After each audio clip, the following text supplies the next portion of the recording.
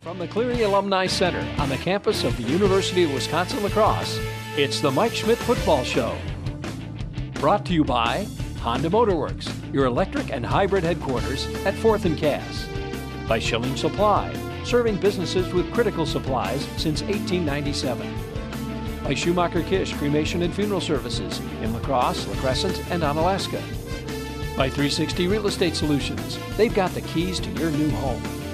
And by Market & Johnson, Western Wisconsin's construction leader, adding value to everything they do.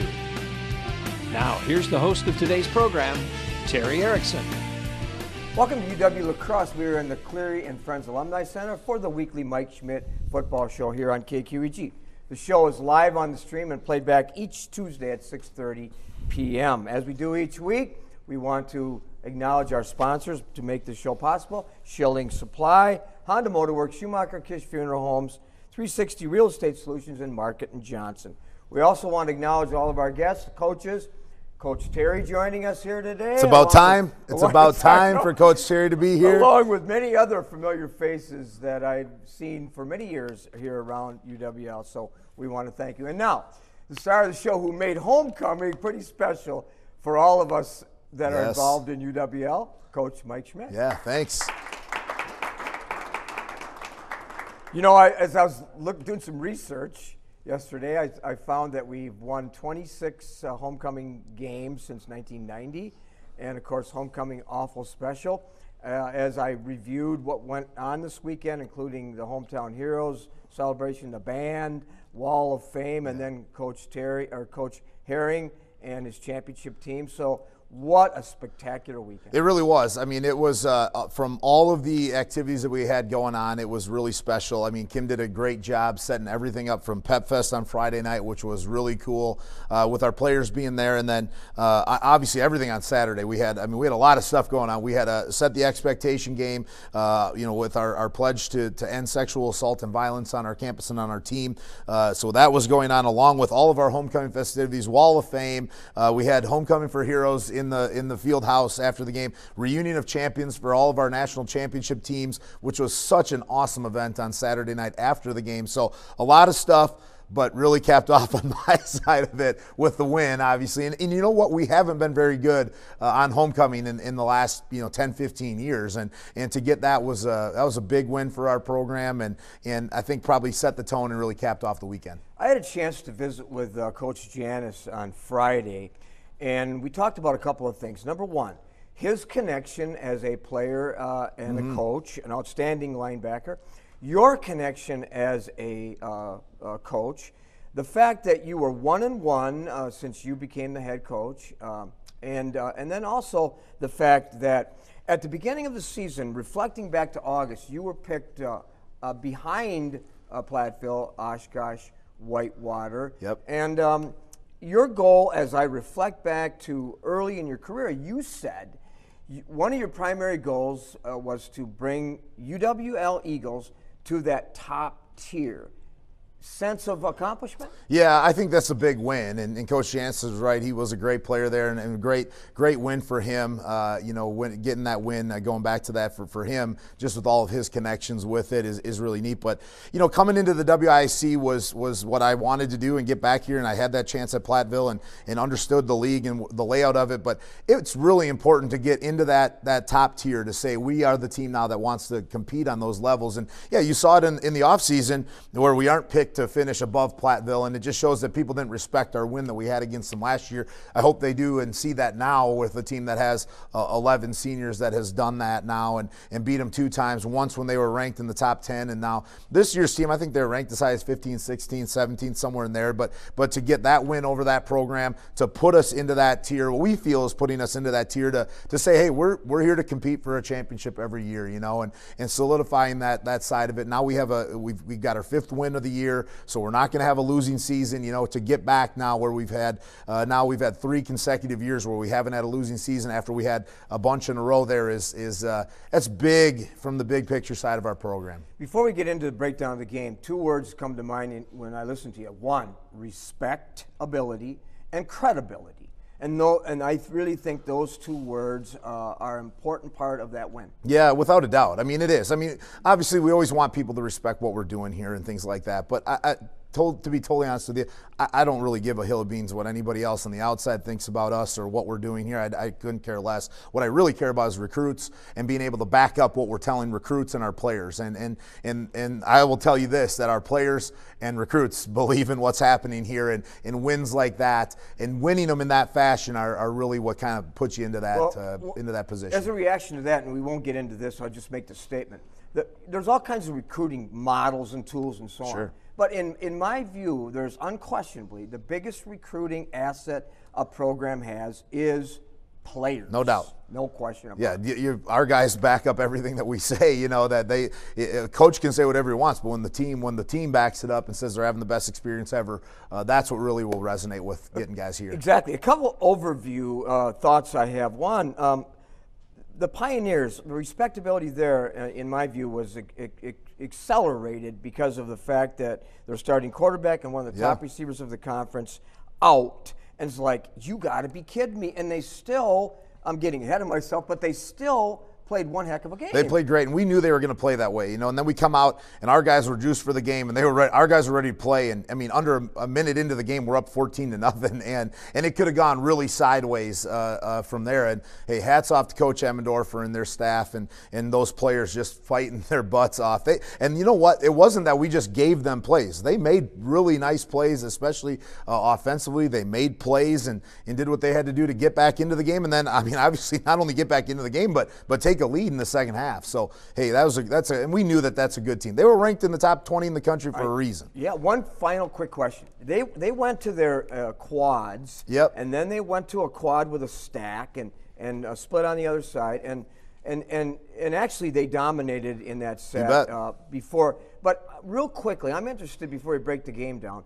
I'm interested because I wondered what kind of adjustments were you going to make because they were eating us up. Yeah, I mean, Coach Jansen and I are sitting there talking about it, and it's like, we just got to get off a block. We have an extra guy there. You know, we just got to get off a block, fit it right, and that's just what it was. We weren't fitting it in the same spots all the time. And then when we would, we just weren't making. We missed a couple tackles. Noah Schober had a missed tackle that led to an 8-yard gain. We had another missed tackle on the outside. So the biggest adjustment, make a couple plays. Okay, so finished. Yes. Okay, quickly, out of the blocks just a few seconds ago in the game, all of a sudden this guy by the name of Jake Semenchak, 70-yard pass. You fooled the defense like nobody was guarding him. Wide open. Yeah, I mean, just a busted coverage for them, and gets wide open, and pretty good start on that. He has a huge kickoff return to start the game, and then right after that has a 70-yard catch. And then one of the all-time, he'll be in the record book, and that's Cole Speaker. 1 minute later, one of his 3 touchdowns blocks a punt, 14-0. It's like you're just out of the block. Yeah, another blocked punt by that punt return team, and Cole gets his 3rd one of the season. I mean, he has 3 punt returns for touchdown. They're all on blocks. So yeah. So and you know, and I got so much more to say in this first segment. We'll carry it over, including the incredible finish. I was excited at Stout. My level of excitement was even accelerated on that touchdown to win the game. But we're going to take a quick break. We're going to come back and talk about that. And then introduce you to 2 key players in that huge win. You bet. Right after this.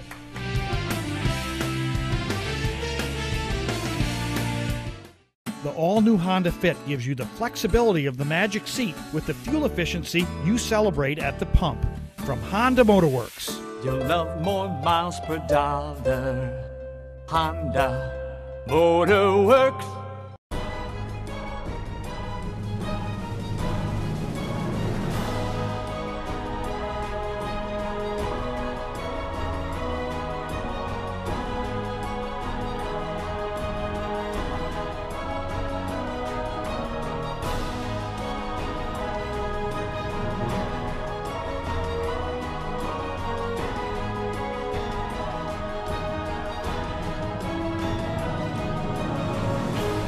Since 1897, Schilling Supply Company has been your single-source provider of business solutions and supplies. Their 65,000 square foot facility stocks over 3,000 items ranging from packaging, janitorial, industrial, food processing, safety, and specialty products. Schilling Supply provides the essentials you need to meet your customers' and employees' expectations. Businesses like Gunderson, Quick Trip, Dynamic Recycling, and Badger Corrugating rely on Schilling Supply to deliver the right products at the right time. Schilling Supply Company. Visit on the web or call. Stunning from any angle, the HR-V is a crossover of style and versatility. You'll love more miles per dollar. Honda Motor Works.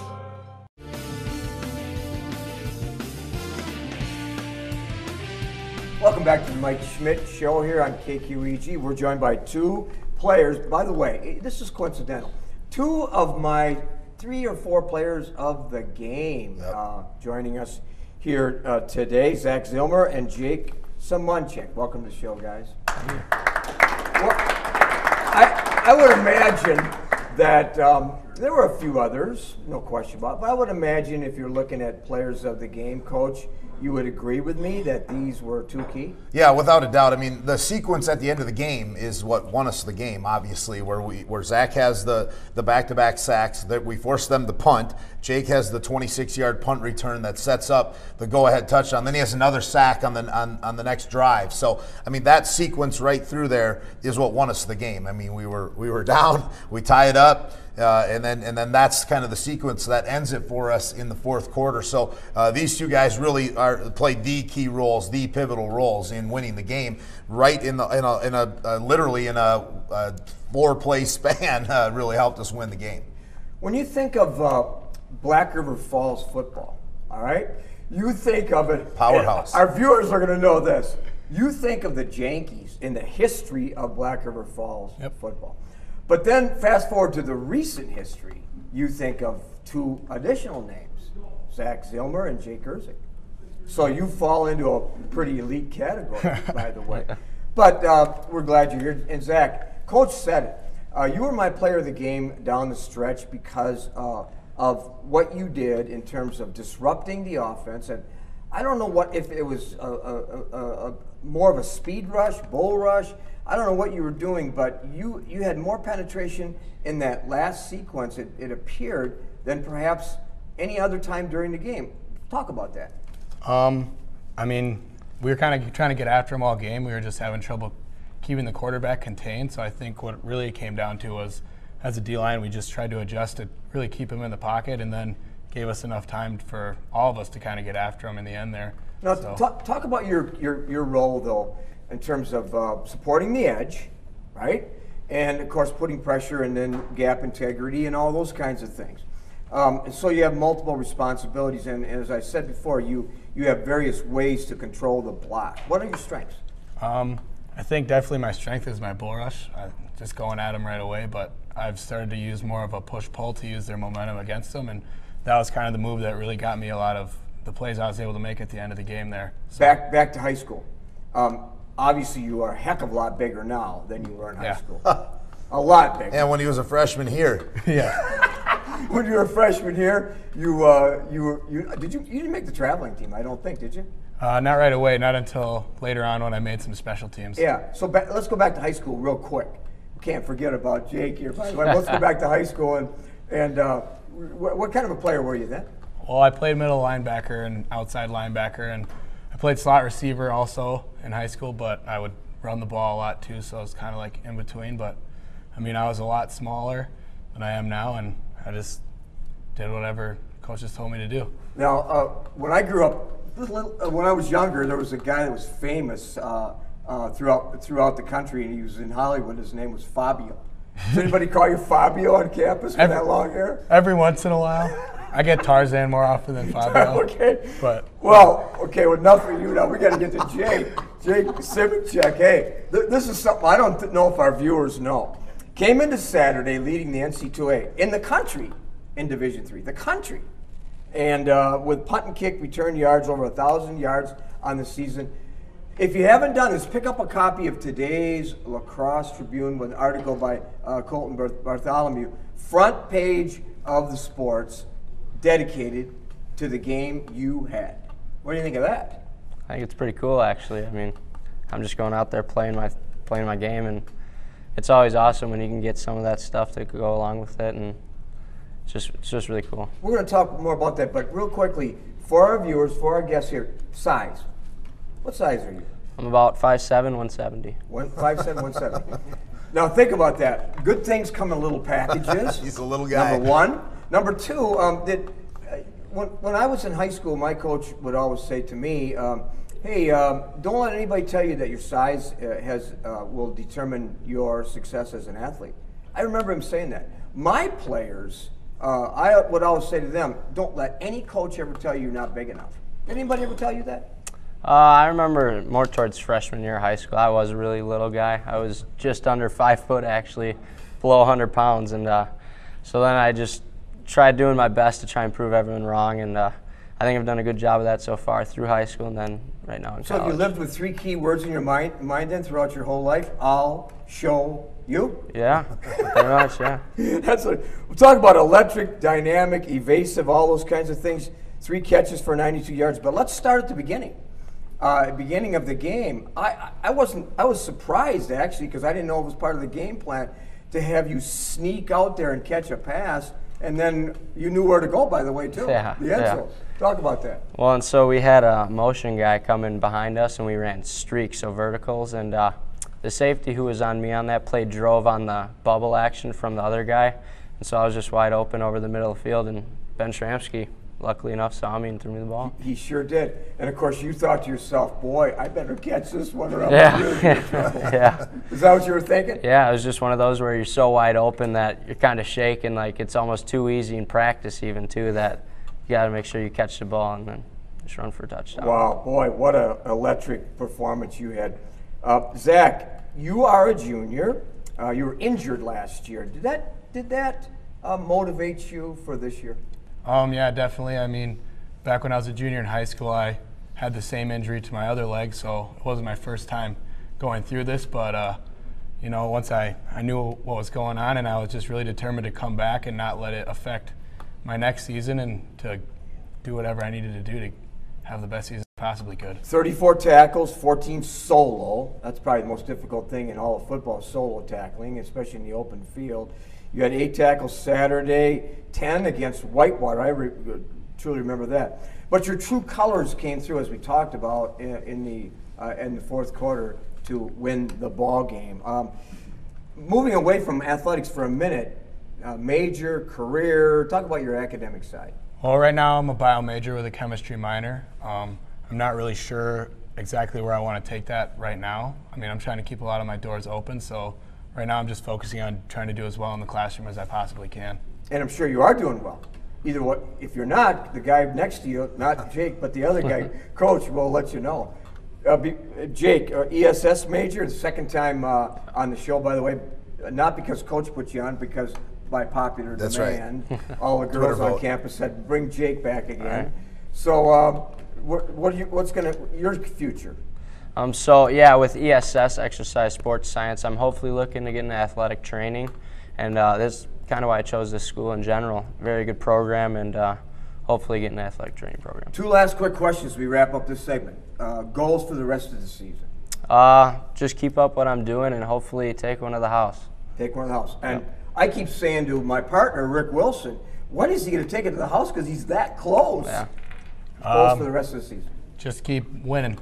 I think whatever I got to do to get this team to win. Yeah, and you guys are a big part of the success story. Well, you've been great, and we stay healthy and have a great rest of the season, and we hope to see you on the field for the next 2 games. Thank you. All right, we're going to be back with some closing thoughts, but we're going to kind of rehash the game again and talk about the upcoming opponent, River Falls, right after this.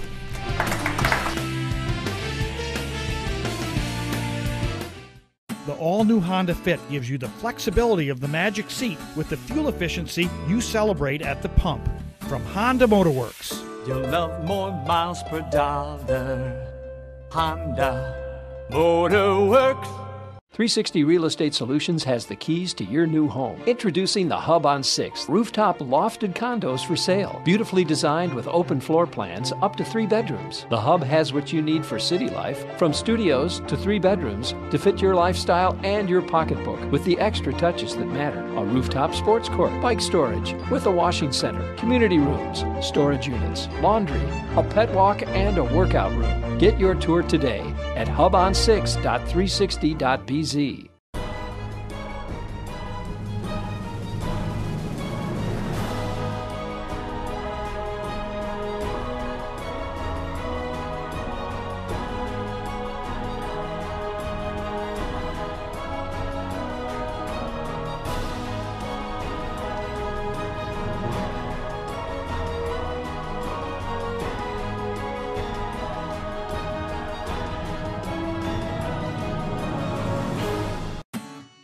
Stunning from any angle, the HRV is a crossover of style and versatility. You'll love more miles per dollar. Honda Motor Works.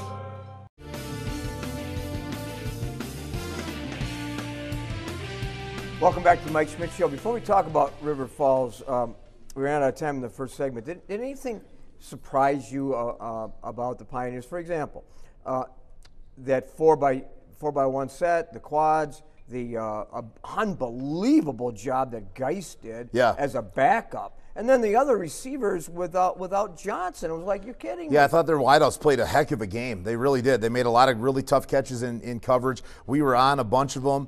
And most of it was brought about by guys running all over the place and getting out of the pocket and doing those things. And I'll tell you, we're going to see an exact same look this week against River Falls. They're going to run 4x1 against us. There's no doubt about that. They're going to spread it out, and their quarterback is even better getting out in the open and throwing down the field. They got 2 really good wideouts and do a great job throwing it down the field. So I think we kind of knew what we were getting into. It just kind of came down to making some more plays on the defensive side to slow that thing down a little bit. And you look back on it, it's 14-0, and we have them on a 3rd and 13 on their ensuing possession. And all the momentum's on our side. All we have to do, they'll have 2 straight 3-and-outs. They'll have to punt again after we just blocked one for a touchdown.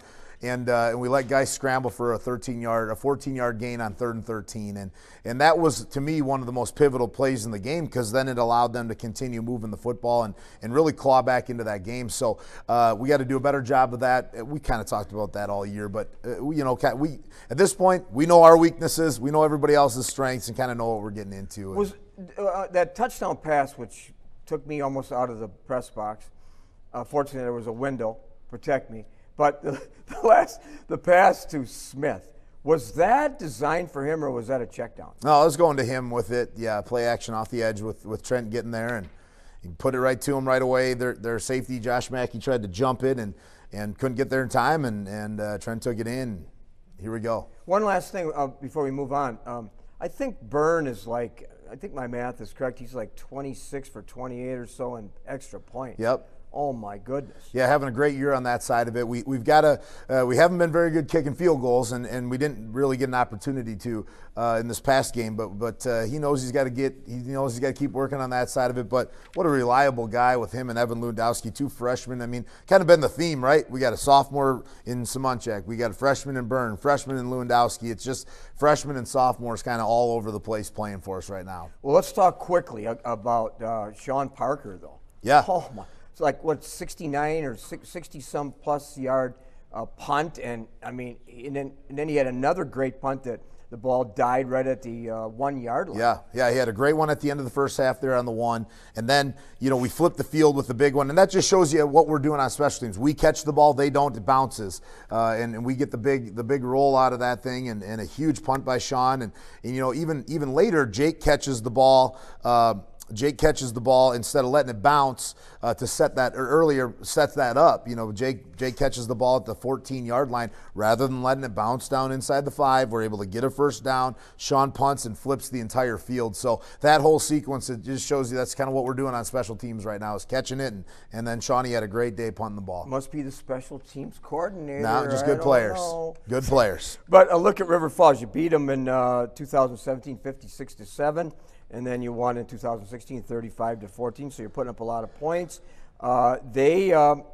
They came back. They're coming off a win over Eau Claire. Yeah, nice win for them last week.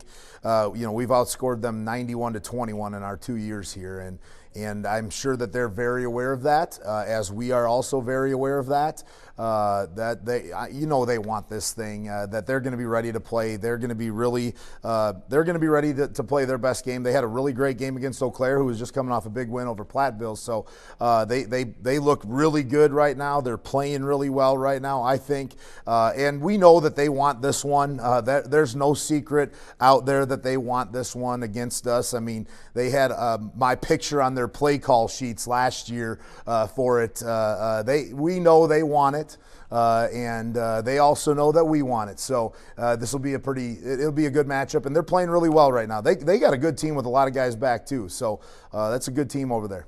So I'm curious, which picture did they extract and put on their play call? Well, most of my pictures are all really handsome pictures, so it doesn't really matter which one it was. So you're okay with that? Yeah, I'm okay with that. They can put any picture they want of me up there with that. Okay. That's okay. Do you have any pictures of opposing coaches on any of your play? Oh my gosh, never. No, never. You wouldn't do that? Never. Okay. All right. Well, around the WIAC, point over Oshkosh, like what? Yeah, big win for Stevens Point. Good for Coach Breitbach and that program. Good for them. That's a big win over a really good Oshkosh team. So probably puts the league out of the playoffs for an at-large spot. We'll probably get Whitewater. They secured the automatic, so probably puts the league out of it for at-large bid. And Whitewater over Stout, 40-10. Yep. They just keep rolling. Let's go back quickly to River Falls. Points of concern. I know you're just into your game planning. Yeah. I'm sure you started yesterday, of Yep. course. Here we are, because you work Sundays, where most people take Sundays off. Not the coaching Nope. staff. No, we don't. So what are the things you see that are like maybe a concern? Yeah, we're the two worst passing defenses in the league, both of us. They're last, and we're a close second to last with them. So both teams are going to have to eliminate big plays. They've got two really good wide receivers. One of them is the former Player of the Year on the basketball side of things. They're really good. Their quarterback is doing some really incredible things right now. So, we got to try to find a way to stop their offense. Some way is what it's going to come down to. So you need Fabio then to play hard again. Tarzan's got to get a couple sacks for us, and his teammates, of course. Yes, of course. Okay. Well, around campus, volleyball hosts Oshkosh, first round of the playoffs. Tuesday at 7. Hope you can be there for that. I'm going to attend that. Mm-hmm. Women's soccer, won the WIAC Conference championship. Playing the postseason Thursday at 6. Women's cross country, second in the conference championship. And Hannah Bielke won the individual title. Men winning. Won the championship. Tom Schultz, individual champ. Yeah, great weekend for UWL athletics. Oh my gosh, good things happening here. Well, it's been good again, and we appreciate you joining us here on KQEG. It'll be broadcast again at 6:30 on Tuesday, and next week we will be right back here. Hope you can join us, because we'll talk about River Falls and get ready for Eau Claire. You got it, one more. Yeah. So the season's coming to an end. A couple special games ahead of us. Yes, for sure. All right. We want to thank our sponsors again. For Mike Schmidt, I'm Terry Erickson. Thank you for joining us here on the Mike Schmidt Football Show. Good job again. Thanks, buddy. You've been watching the Mike Schmidt Football Show on KQEG TV. The Mike Schmidt Football Show is brought to you by Honda Motorworks, your electric and hybrid headquarters at 4th and Cass. By Schilling Supply, serving businesses with critical supplies since 1897. By Schumacher Kish Cremation and Funeral Services in La Crosse, La Crescent, and Onalaska. By 360 Real Estate Solutions, they've got the keys to your new home. And by Market & Johnson, Western Wisconsin's construction leader, adding value to everything they do. Join us next week at this same time for the Mike Schmidt Football Show. From the Cleary Alumni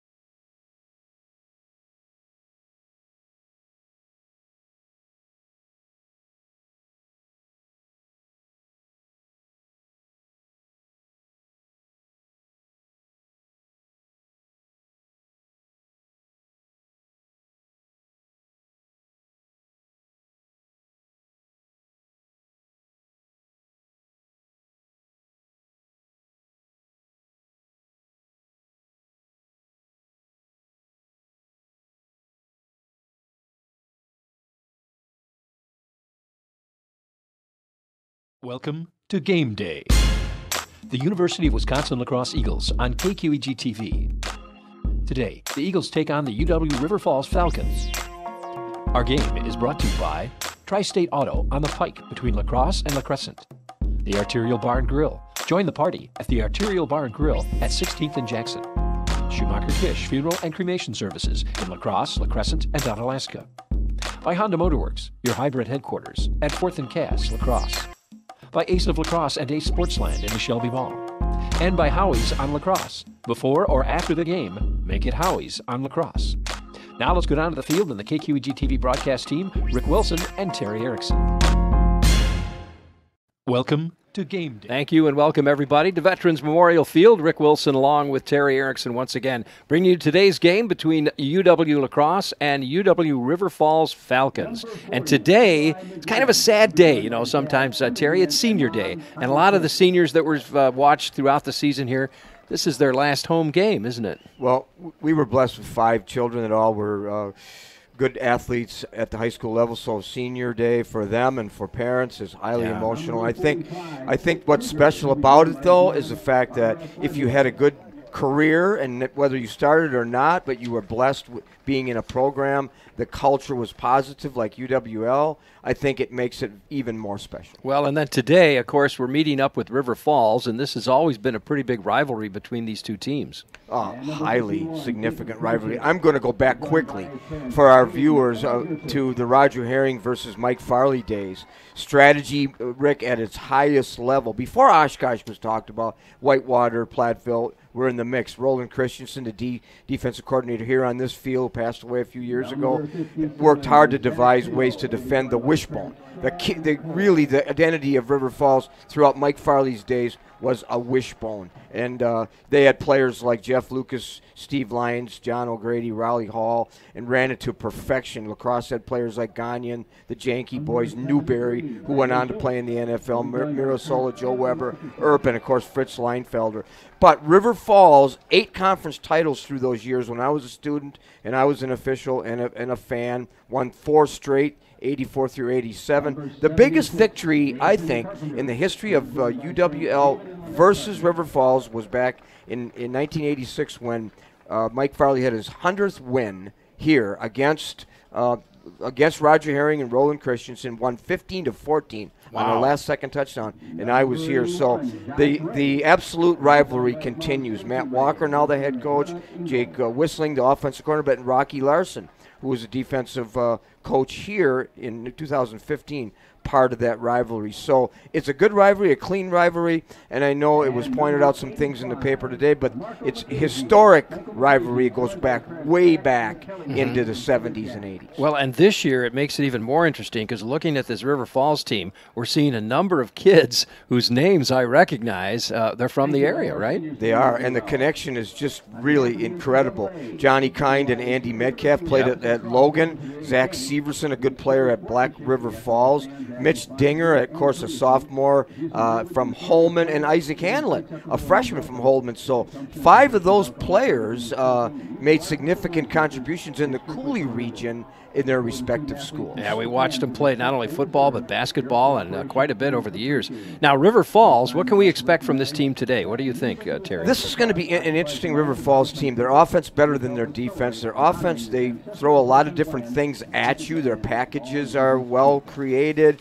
I like the way they run their offense. They're not blessed with overall talent, but they have some good size inside, and they have a really good quarterback that's second in the WIAC in passing, averaging 228 yards a game, a couple good receivers, and a guy that we know from working postseason games in the area, Sam Altena from New Richmond, who took that team to the Middle Border Conference Championship several times, is a freshman, and he certainly is going to be somebody that they will count on and feature in their running game. He's third in the WIAC in rushing with averaging 80 yards a game, and I'm interested to see him now as a collegiate player. Well, we're going to what about La Crosse? Now, how's La Crosse going to handle this team? Well, let's come back to that Let's after come back, all right? this. We'll take a break, and then we'll come back with that. Stick around, everybody. Back right after this. The all-new Ridgeline. From dirt roads to downtown, the available truck bed audio will set you apart. You'll love more miles per dollar. Honda Motor Works.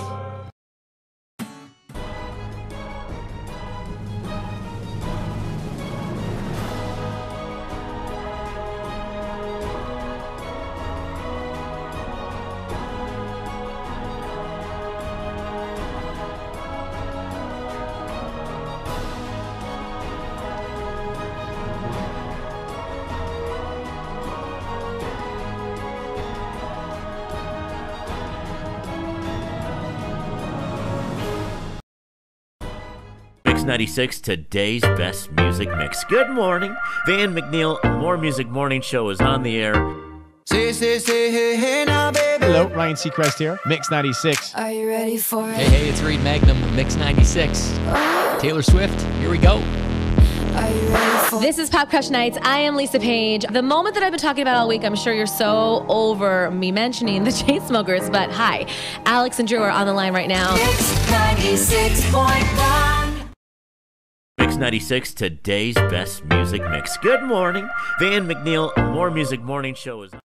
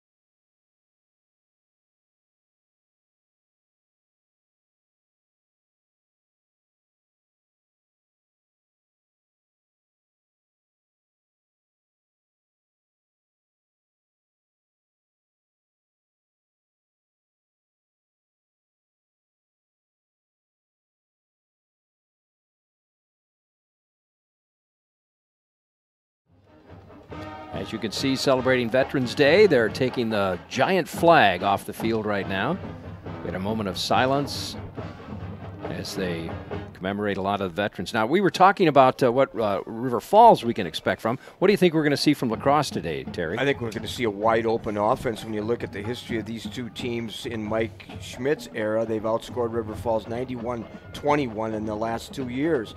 Last year, won 35-15. They've in 2017, 56-7. They were ahead 42-0 at half. Nick Holcomb, 253 yards and 5 TDs. Now, Why do I reference that? Because I think Cole Speaker may just follow that lead of Nick Holcomb. In 2016, Tarek Yagi just torched him, throwing for 303 yards as UWL's quarterback, featuring Sam Zwick and Ryan Cruiser. So UWL has had their way offensively. They figured out a way to dominate the River Falls defense. River Falls defense is an unpredictable, all over the field kind of defense, and we'll see if the Crosse can continue to dominate as they have done. All right, well, then I guess this brings us to time where we take a look at keys to the game right now. Keys to the game are brought to you by Honda Motorworks at 4th and Cass. Remember, Honda has your keys to a new Accord or Civic. That's Honda Motorworks at 4th and Cass. Yeah, and Chris Schneider, a good friend of mine, we just bought a new car from him, too. Oh, good thinking. So thank you, Honda Motorworks. I think a couple of keys. One, UWL getting an early lead, establishing their strength right away out of the blocks. Exploit River Falls defense. And in talking to Mike Schmidt on Friday, a good game is needed and expected, and he will be delivered, in my view, from Shramsky. Don't give up big plays, because the big play part of the River Falls Falcon offense starts with Ben Beckman and Trent Monson, number 7, number 11. Alex Herring is a powerful player in terms of big play potential, former WIAC Player of the Year in basketball, converted to football. And then finally, contain those guys, but take advantage of turnovers. River Falls likes to go to a bubble and a rocket and tunnel screen sets. They like to play fast, but they're vulnerable to turnovers. And of course, UWL has worked hard on that bubble screen, the rocket screen, the tunnel screen, because last week, as you remember, that screen package hurt the Eagle defense. It did. Well, it looks like we're looking down on the field now, and you can see that UWL has won the toss and elected to defer, I believe. Or no, I got that the other way around. I think it was River Falls that won the toss, and they elected to defer, and I believe La Crosse will start out with the first possession here today. So we'll get underway here in just a little bit. Beautiful day here at Veterans Memorial Stadium. I like the pregame. We talk about the veterans and all this. This is kind of a distraction from all the things happening in the country and in the world and the political scene, which is in turmoil in my view. And fortunately, on November 6th, Tuesday, we'll get rid of all those ads and all those distractions and all those toxic things that are being said, stretching the truth and all that stuff, which I don't know about you. I don't know about our viewers, but I've had enough of it. Yeah, no kidding. 48 degrees at kickoff here. A little bit of a wind out of the east-southeast at 10. That kind of makes you feel like it's 44 out, so a little bit of a wind chill. But, hey, that's football weather. We've got cloudy skies, and I'll go with that as opposed to rainy skies. And we had a good night last evening in Bangor as they advanced, and that was a fun game to work. Dominate, absolutely. Their opponent. Oh my goodness! And they're into the 4th round, and we'll be covering that next Friday evening. They go down to Middleton to play Blackhawk. So here we go. We are underway here at La Crosse, and there's just a ground ball. Bounces in the air, and it's picked up. Not by our usual running back. Simonchek usually is the one that runs it back. This time we have Joey Stutzman carrying the ball, but he gets it out to the 30-yard line, and that's where the Eagles will begin. Well, do you think there's a game plan to not kick it to Simonchek because of his being the top returner in the nation in Division III? Well, that could be. I think so. That could be. Well, UWL in their no-huddle offense. A couple of games after they changed OCs, went to an huddle, and now back to a no-huddle. So here we go. There's the snap. Fakes the handoff. A quick pass downfield to Speaker, and it's picked off. The first play of the game picked off by River Falls, and I think that was Zach Pierce. No, excuse me. I think that was Antoine Kealoha from Henderson, Nevada, the 5'9" freshman. And underthrown, Shramsky. Speaker needed to throw it to his outside shoulder. And, of course, he had single coverage, but help over the top. First turnover of the game. Yeah. Well, not good. Not the way we wanted to start, that's for sure. Last week they started out similarly, but that was caught, and he ran it into the end zone for a touchdown. We had like 2 touchdowns in the first 35 seconds or so. But they're going to call it back, and we've got a penalty, so the Eagles are going to get to keep it. Oh, yeah. I missed that yeah, one. they were offside, so they're going to keep the ball. Whoa, a high snap. Shramsky's just going to grab it and fall on it. So things aren't starting out too well for our Eagles today. An ominous way to start the game. No kidding. Bradley Schultz, the veteran all-conference center, doesn't make too many mistakes from Plainville, Minnesota. But Bazanoia and Perry next to him, and Carpenter and Richardson the tackles. 2nd down and 13 now. Shramsky working out of the gun. There's the snap. He's going to fade back, look for someone to pass. He's going again downfield. This time to Labalarte. He's got the ball. Labalarte's taking it all the way down and into the end zone for a touchdown.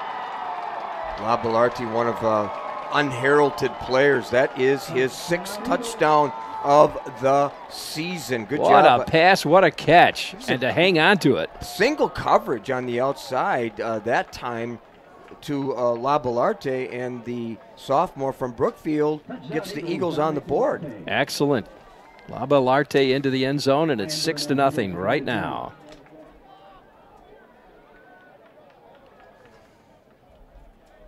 Let's see if we could put an extra point on top of that. Snap, the kick, it's up, and it looks good, and it is. Mr. Reliable, 26 for 28, in case you were wondering, from West Salem. Puts the Eagles ahead 7-0.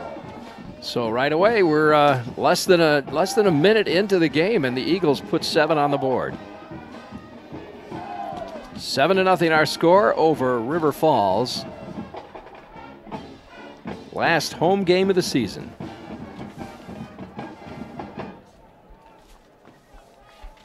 So the Eagles now will kick, and of course Byrne now will handle the kickoff. Sponsors of Nail Health Systems, Festival Foods, UW Credit Union, the bookstore.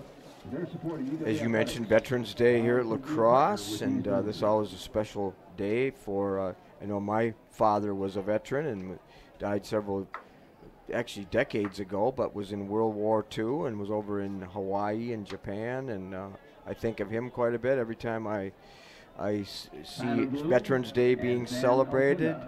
Veterans Day breakfast, by the way, is Sunday, November 11th from 7 to 10 at Mitchell Hall. So you know any veterans that are interested in going to that, it's free to all veterans and their families. Sam Altina is back deep for the River Falls Falcons, along with Tyler Bloom.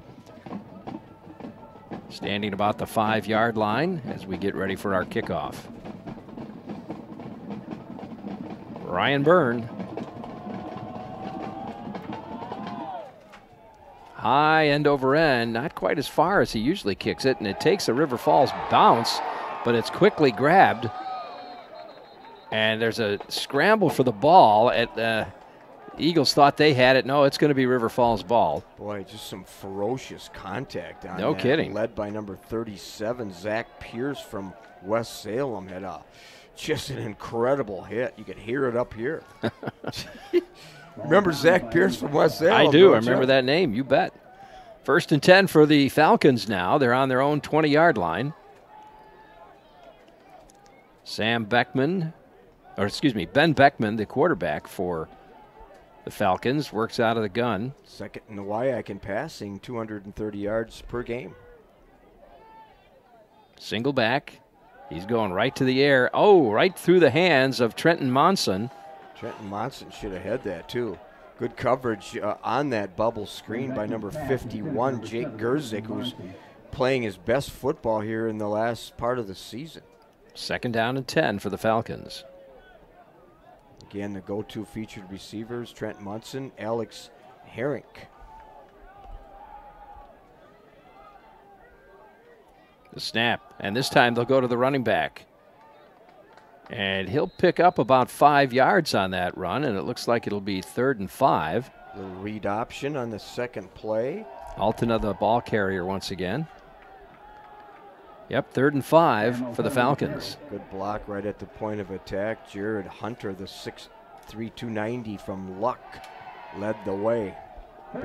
Big offensive line, Hunter, Ross, Severson, Helms, and Verwink. Once again, out of the gun, the snap. Looking, he's found his man, Monson, that time with a nice catch at about the 35-yard line, and he'll take it out to the 38, where he's taken down. Right over Max Brower, who leads the team in interceptions from Woodlands, Texas. St. Thomas High School, the sophomore. Nicely done. So at first down for the Falcons now on their own 39-yard line. There's the snap again to Beckman. He goes the other way this time. Finds his receiver. He's got some room to run. He'll come up it looks like they'll put him just short of the first down line. That was Nicholas Studer that time, the ball carrier. There's the tunnel screen right there that the Falcons like to run. They run a version of various schemes with that package, tackled by Noah Schober from Regis. Beckman out of the gun, Altena in the backfield. 2-1 set. There's the snap. Here comes Beckman. Again, looking downfield. He's going deep this time. And well defended. No flag on the play. Yeah, going for the home run, just a go route down the sideline. Trying to use the height of Alex Verink. Remember the converted basketball player at 6'7" on a go route. Good coverage by Colton Neiman, who's been injured and back now, and he certainly is a plus to that backside, the senior. Herink, one of their leading receivers here, too, for the Falcons. Kind of a regular target, I believe, for Beckman. He is, along with Munson. 3rd and short for the Falcons. Beckman takes the snap, goes to the running back, Altena. He runs into a solid wall, but I don't know. It depends on where they put it. Couple Eagles in on the tackle, too, led by number 40, Elijah McGeehan. They're going to put it short. They're going to give it fourth and just a half a foot. Falcons look like they're going to go for it. I think they should. McGeehan, 68 tackles, 1 interception, converted to an inside linebacker, and what a season he has been having. The senior from St. Paul Tartan. All right, let's see if the defense can hold him here. 2 receivers right, 2 to the left. Beckman out of the gun. Sends Munson in motion. Yeah. Confusion, timeout, River Falls. Timeout, River Falls. Thought maybe they would just go what's called a no play and just bark with the cadence, try to draw the Eagles offside. Didn't do it. 11 minutes, 31 seconds left in the first quarter here. You're watching UWL football on KQEG TV and KQEGTV.com. Crew out of the Madison area working this game. Jim Baker, who used to be an employee at UWL, by the way. Is that right? In the intramural program. Pat O'Brien, Dean Oscar from Reedsburg, Jared Flesh from Wanakee working this game here this afternoon. Which striker you think is going to win? 1, 2, or 3 in the Mayo Clinic Health System. Here we go, 4th down. Away they go. Falcons are going to go for it, I believe. Haven't changed their mind, nope. Altena in the backfield now. Why not go for it? Their record's not impressive. They have nothing to lose. They're not playing for anything other than pride. 1 receiver right, 1 to the left. Beckman looks to his sidelines. See if they go behind Hunter again at 6'9". Beckman hands it off to Altena, and he's got the first down. And then some. He's out to the 45 now and taken down. Nice tackle by Max Brower. Geez, they did run behind Severson and Hunter and got the first down.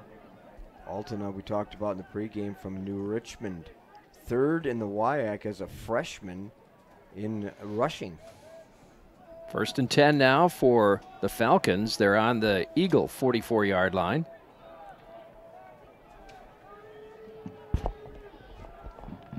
Here's Beckman, Altena in the backfield. There's the pass. This time he finds a man on the sidelines as he hits Evan Verhoda. Yeah, from La Crosse, Logan. Yeah. Didn't mention him, by the way, with the connection. Sorry about that, Evan. And played basketball at Logan, too.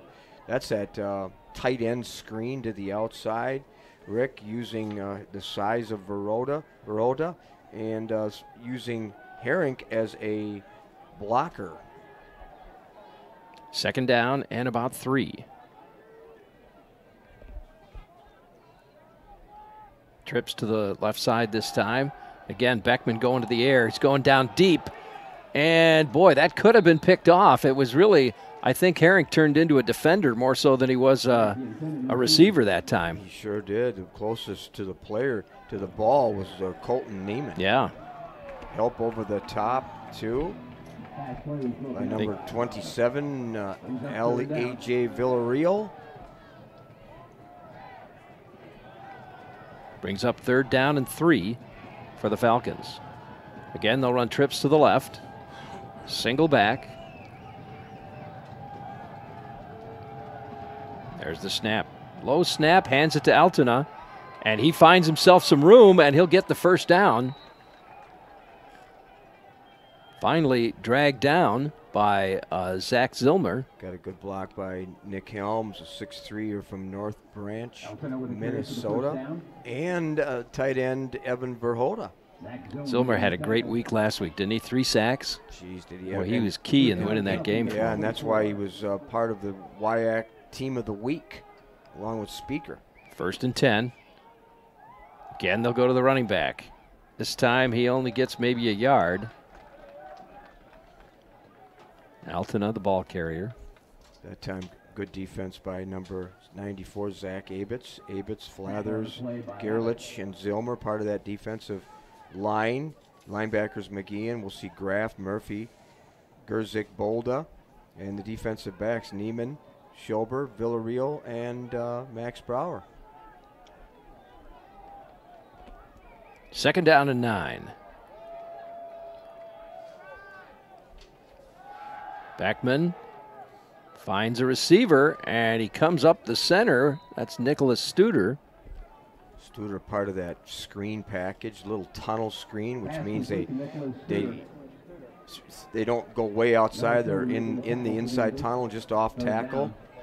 And Villarreal missed a tackle and gave up a pretty big gain. 3rd down and 3 for the Falcons now. Little nickel package change. Inside the 20. Ball on the 17-yard line. They'll go to Altena again. This time not going to pick up too much. The Eagles were ready for him. And I think he made it just back to the line of scrimmage. Yeah, hold your ground is the key defensively. A good dual effort that time by number 92, who led the way. That was Schumann along with Rusty Murphy. Brings up 4th down. Ball on the 18 now. They lost a yard on that play. See if the Eagles stunt on 4th down and 5. Beckman stops, takes a look over to the sidelines, gets some input from the coach. And now a timeout. Wow, they had to call a timeout. Well, we've got 8 minutes left in the first quarter. While they take a timeout, we're going to take a timeout too, so we'll be right back. Stand by. Join the party at the Arterial Bar and Grill. See the new look and fun atmosphere. This is the place where people come for a delicious meal and to reconnect with friends. Friday night, try their fish. Saturday night, slow-roasted prime rib. Wednesdays, get a basket of wings for just $2. Choose from 13 different sauces. Appetizers like nachos or quesadillas, onion rings, or cheese curds. Breakfast on Saturday and Sunday from 8 to 2 p.m. The Arterial, a La Crosse tradition for over 75 years. Why not make it yours? A modern family SUV designed to draw attention, the Pilot has more space to go more places. You'll love more miles per dollar. Honda Motor Works. And welcome back, everybody. Rick Wilson along with Terry Erickson. Looking at the River Falls offensive line there. Falcon 4th down.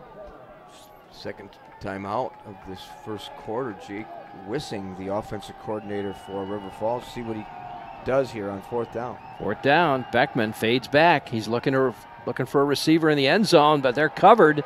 Nowhere to go with it. There's the throw into the end zone, and he has to throw it over the end zone and out. So great. The Eagles will take over on downs. You know how difficult it is for DBs to stay with their man for that length of time? Yeah. That is nearly impossible. Great defense by the Eagles. Turning away the Falcons.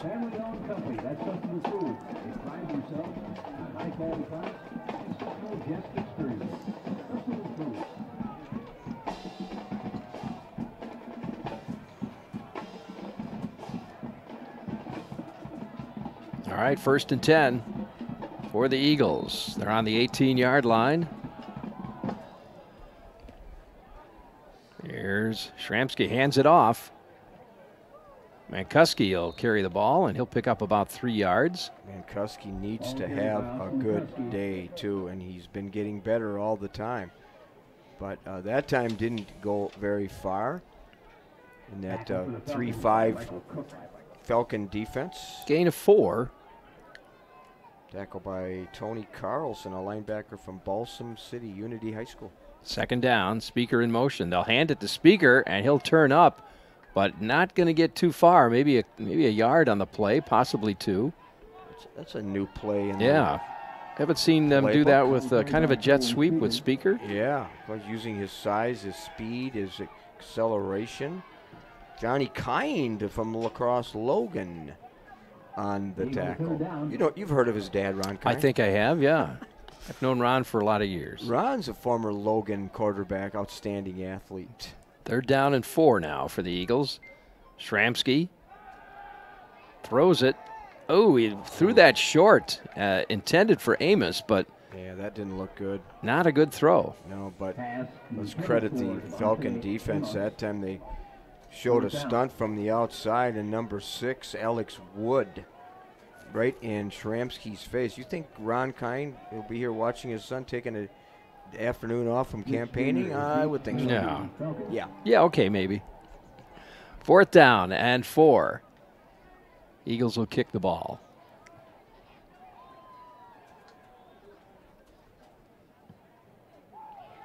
Back deep for is Mitch Dinger. Yeah, Mitch Dinger. No, maybe not. That might be Zarian Hill. They've got 2 21s out there, so I'll go with the wide receiver, Zarian Hill. But I think Sean Parker had a game last week. You and I were here, 64 yards on a kick. He averaged 50 yards a punt last week here on this field. Yeah. That's his. Is he a valuable weapon? 2nd longest punt. His longest was 69 at Luther, but 64 last week. He was pretty excited too about his efforts last week.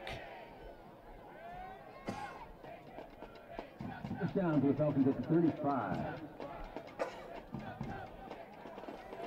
All right, here we go. 1st and 10 for the Falcons now. Out of the gun. Beckman hands it off to Altena. He's tackled around the ankle there, brought down pretty quickly. Yeah, they pulled both guards, and good defense by number 90, who snuck behind the pulling guards, making the tackle, Josiah Gerlich. 2 minutes, or 2nd down. They shoot one out quickly to Munson. Yeah. And he doesn't get too far. He's tackled quickly. Well, I mentioned in the pregame the Eagles have worked all week on stopping that screen package because they were torched last week. Yeah, quite a bit by that. Oh my goodness! In the 2nd quarter, or 3rd quarter, it was incredible. Yeah. Well, 3rd down and 8 for the Falcons now. 3rd and 8.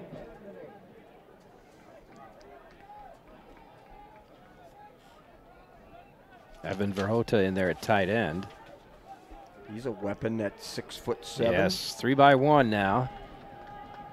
Out of the gun, Beckman fades back. He's going deep with it again. This time knocked away, and again it looked like Herink had to actually turn into a defender again. Wow, what good defense, stride for stride with him. That Max Brower did not get outrun, and there's a penalty on the field, and it looks like holding, and it is. Oh, against the Falcons. That should be declined, and the Falcons will have to kick. Eagles play a little bit of a combination defense, but mostly they're man-to-man.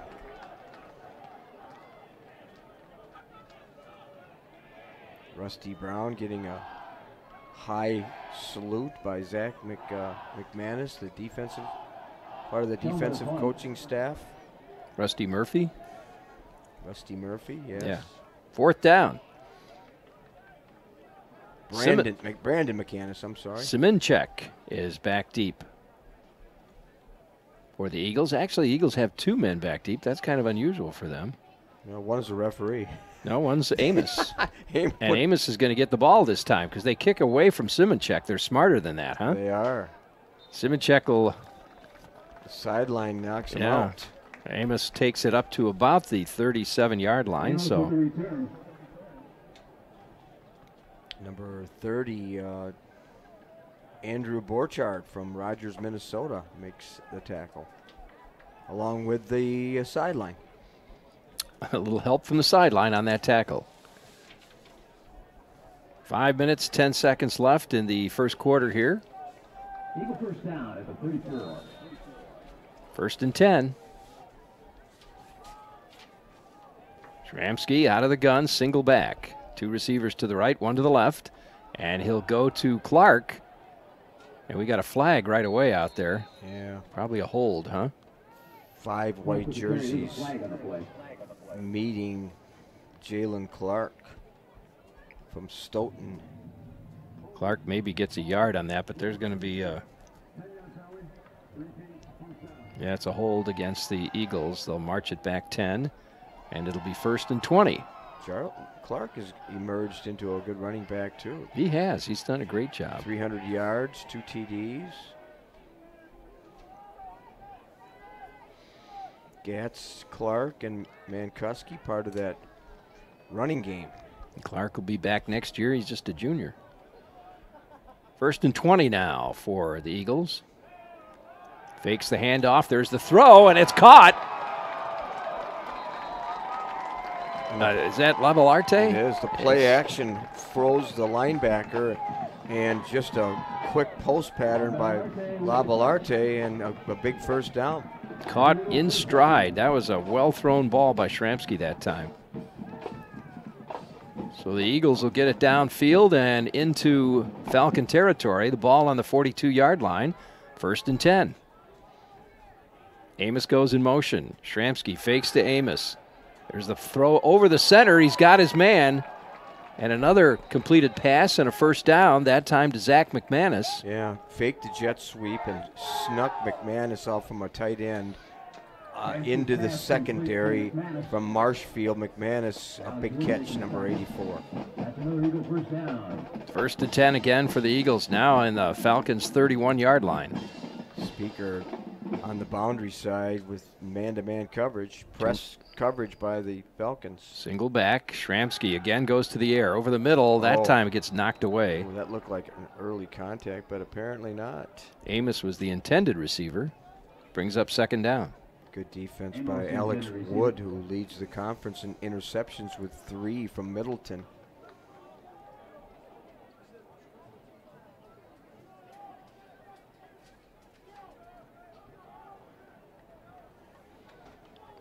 Seven to nothing our score. Eagles in the lead here with 3 minutes and 55 seconds left, first quarter.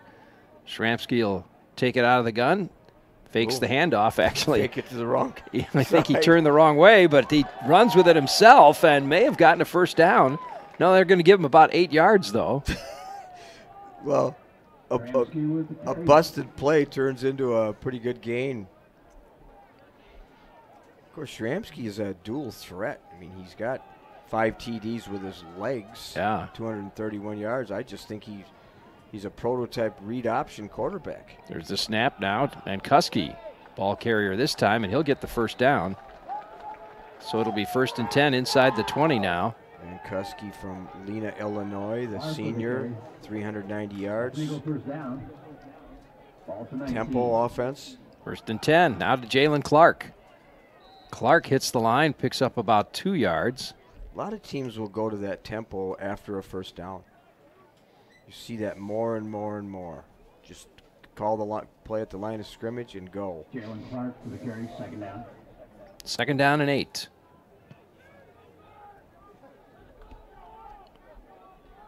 Shramsky now with two in the backfield with him. Fakes the handoff, and he's getting chased, but he gets out of there. He's looking for a receiver in the end zone. Nope, not going to happen. We got a flag, though, and I think that's going to be pass interference. It is, and Shramsky a nice job of evading the stunt, extending the play, sprinting out, not keeping his poise, and the result will be a first down as a part of the penalty package. Yeah. Automatic first down. Alex Wood accused of the infraction. And half the distance.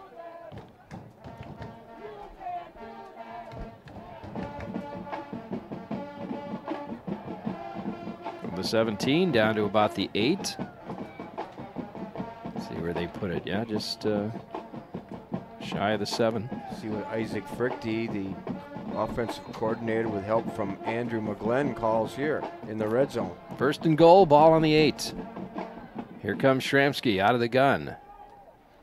Again, he'll go to Mankuski. Mankuski finds a nice hole and gets it down to about the 1 yard line. Getting good blocking by Oliver Vazanoya from Finland. Richardson from Boulder Creek, Arizona on the left side.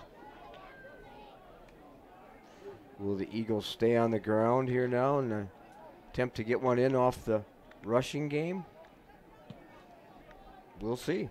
Second down and 2. Second down and goal. Tight formation. Snap, and again to Mankuski, and into the end zone goes Mankuski for the touchdown. Easy touchdown. Easy peasy. Absolutely. Good blocking. The key block, that time Richardson. Number 73, Bradley Schultz with a good block. Another touchdown for the Eagles makes it 13-0. Ryan Byrne with the extra point. I like the way the Eagles mixed up their approach on that possession, on that drive. A little mixture of run and pass. Burns for the extra point now. It's up and looks good. It is. The extra point's good. So there we go. 14-0 Eagles now with 2 minutes and 7 seconds left in the first quarter. So far, so good, huh? About what we expected. Lots of things going on this campus as we look to the north. That soccer field will be packed tonight because the women's soccer championship is at 6 o'clock versus UW Eau Claire. Oh, okay. As a result of Thursday's shutout win over Whitewater. Jason Murphy, the head coach, and that will be an exciting evening right here on this campus. 8 plays, 66 yards, 3 minutes and 3 seconds. Mankuski into the end zone with a 2-yard run.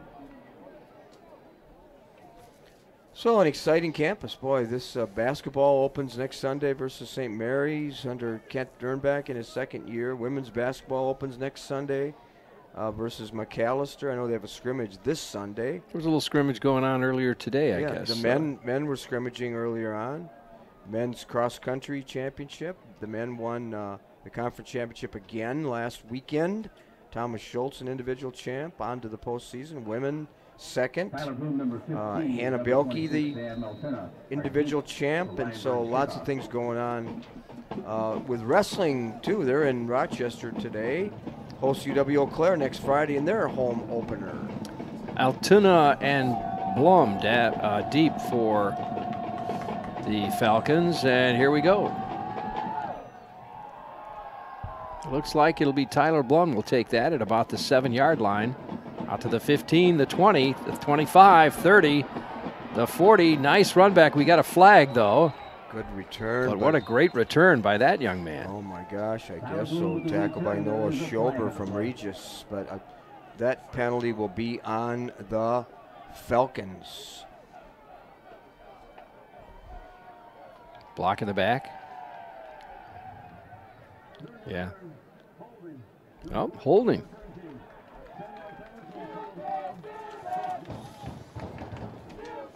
So that's going to kind of negate that nice run by Bloom.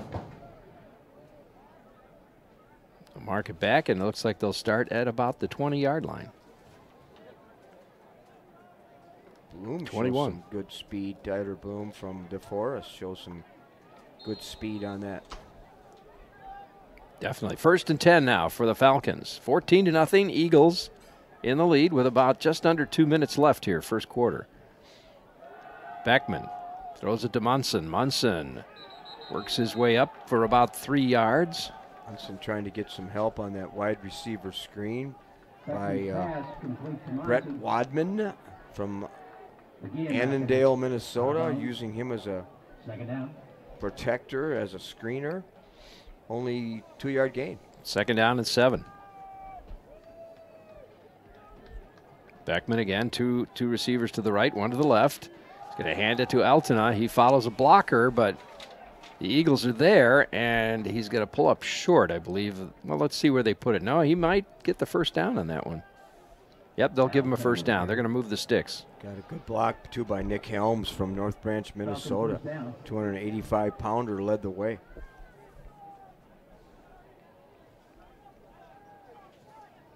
Minute 30 left now, first quarter.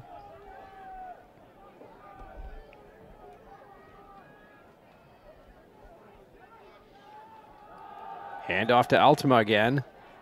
Altena will pick up about 4 yards that time as he comes around the left side. Wow, what a great open field solo tackle by Colton Neiman from Lincoln High School. Altena with a carry. Neiman making the tackle for the Eagles. 2nd down. 2nd down now, and about 5.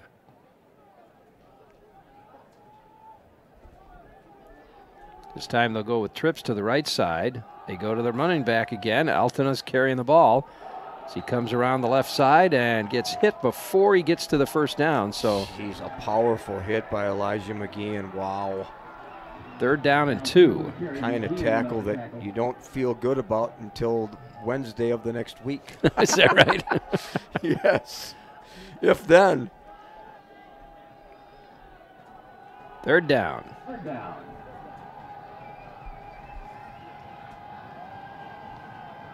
Eagle fans making a little bit of noise out there.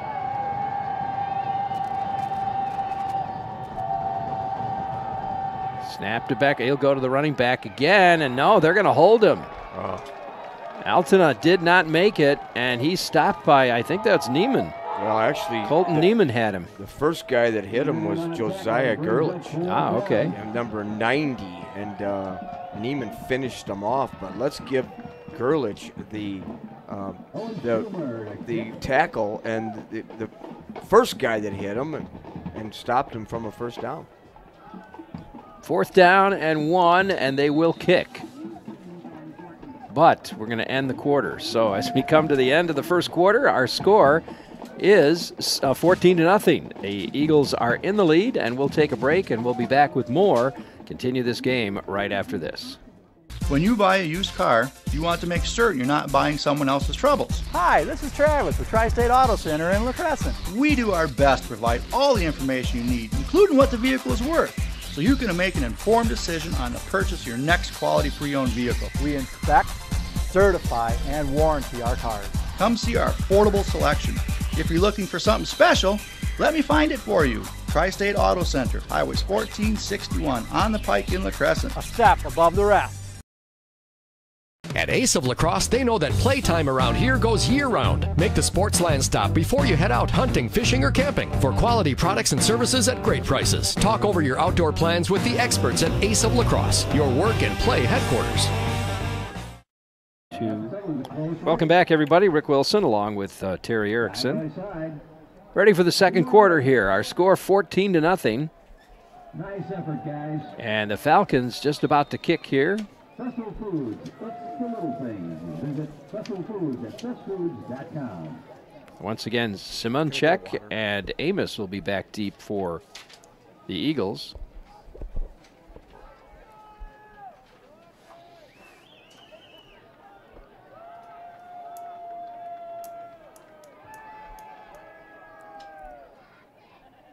There's the kick. Simonchek's going to get this one at about the 27, out to the 30, the 35, as he dodges and dances around out there. He'll get it out to the 45-yard line. Little Houdini. How the heck did he get out of that? Boy, I tell you, he's just electric. He's fun to watch. Yeah. Jimmy Scully, number 97, stops Simonchek. Just underway here for the second quarter, and the Eagles with the ball now, 1st and 10. They're on their own 45-yard line.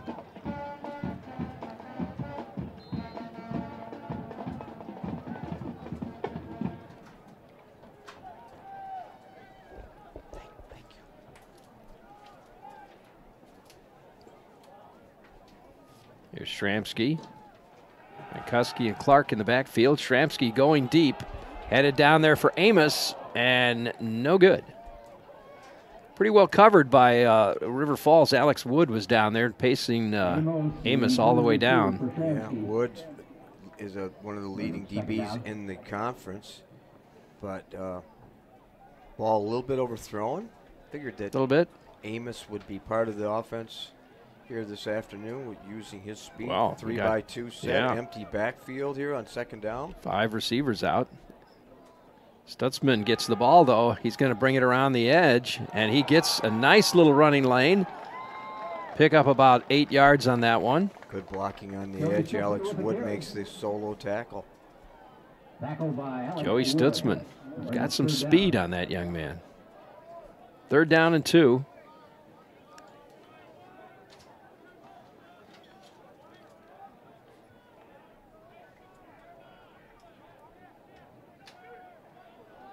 Again with 3 receivers to the right, 2 to the left. Naked backfield. Here's Shramsky now. Fades back, throws it over the middle to Clark, but threw it behind him. Got rid of it quickly because the Falcon defense was coming quick. They were coming after him. Looking at these first quarter stats, the Eagles again trouble running the ball. Only 19 yards, but 117 in the air. Only 40 passing yards for River Falls.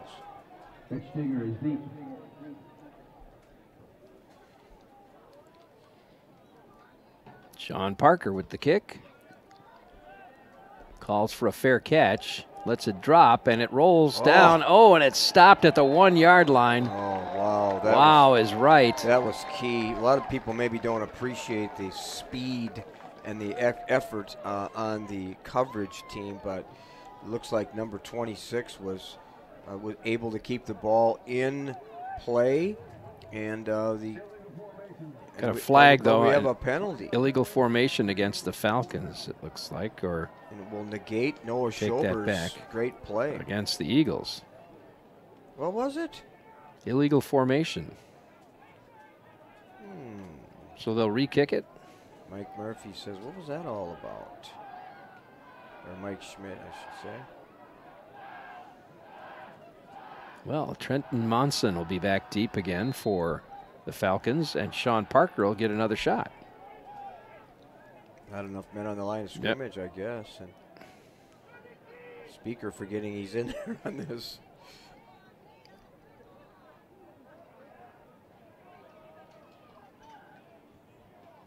Trenton Smith goes in motion. Now we're set. Snap. Now we're set on the line. Kick.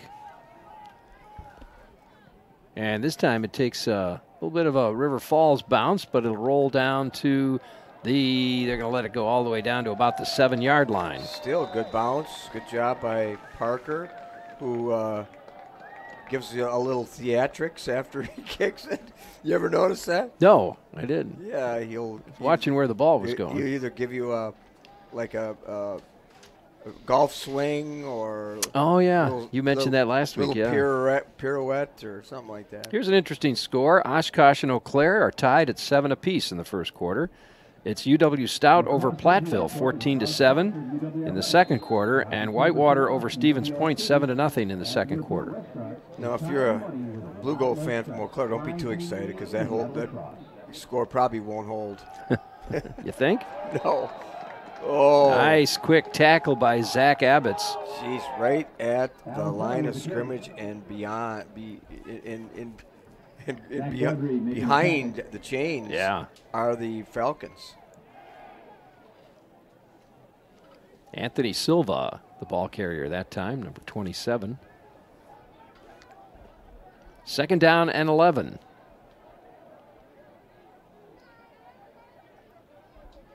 Beckman out of the gun, and there's flags, and it looks like Falcons were movement early. Yep. So it'll be half the distance. That's going to put them back.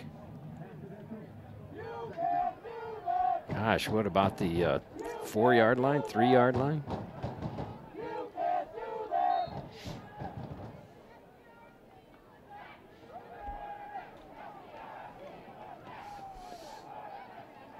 So now Beckman working out of his own end zone. Falcons going in the wrong direction. Yeah, 2nd down and 15. There's the handoff. Finds a hole, though. Wow, that was a nice hole. Nice. This time he'll get it up, pick up about 6-7 yards. Good block by Jack Verwink from Wisconsin Rapids at 266. Silva, the ball carrier. Big kid when you look at that offensive line, 280, 290, 285, 285, and 266. There's the fans getting into this one again. 3rd down and 9. See if that defense can hold him here. Beckman out of the gun, looking for a quick release. Nobody to throw it to. He's throwing it down the sidelines, and that's broken up.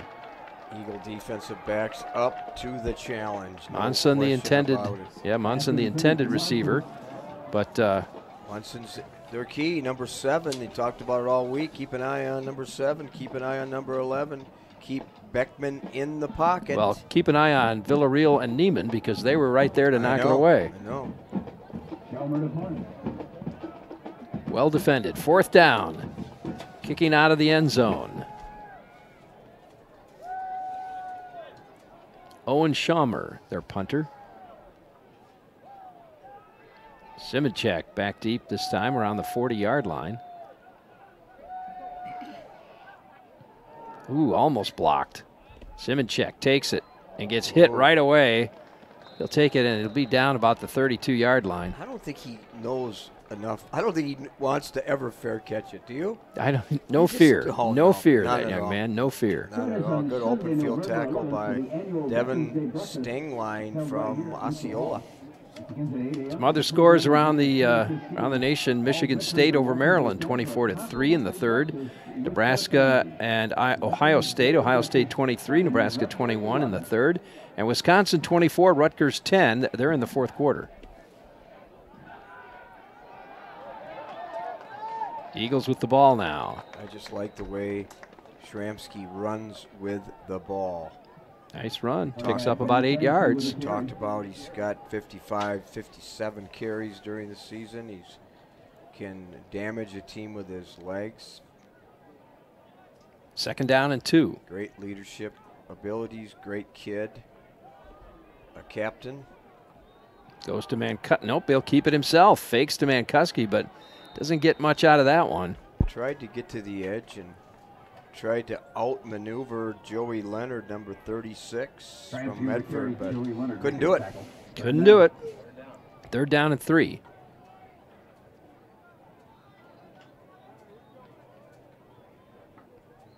Shramsky out of the gun, single back. That's Mancuski in the backfield. 2-by-1 with the tight end. 2-by-1. Amos goes in motion.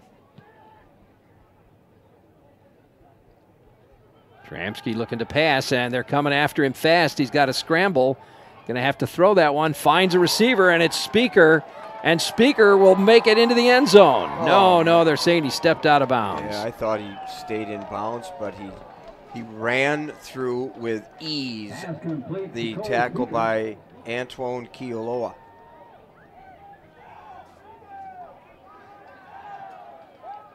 Speaker coming back to the ball to help out Shramsky. He was in trouble there. Yeah. They were coming after him pretty fast and furious. That's what friends are for. Come back and help them. That's what good receivers are for. That's right. All right, looks like we got a timeout. Timeout, Lacrosse. Yeah, when you're about to sink in quicksand, you need some friends to help you. That's for sure. So Terry, where are we going to go after the game? Well, we're going to my favorite post-game establishment, and of course that's called Howie's. Howie's on La Crosse, been a landmark for decades, so before or after the game, stop at Howie's for lunch or dinner. Breakfast from 10 to noon on weekends, happy hour Monday through Friday 2 to 6, and late night 9 to midnight. Howie's on La Crosse, just east of the campus at 1128 La Crosse Street. See a lot of UWL parents when I go there after the game. Sure. Great place to go. All right, 10 minutes, 28 seconds left in the second quarter here. And our score 14-0, Eagles in the lead.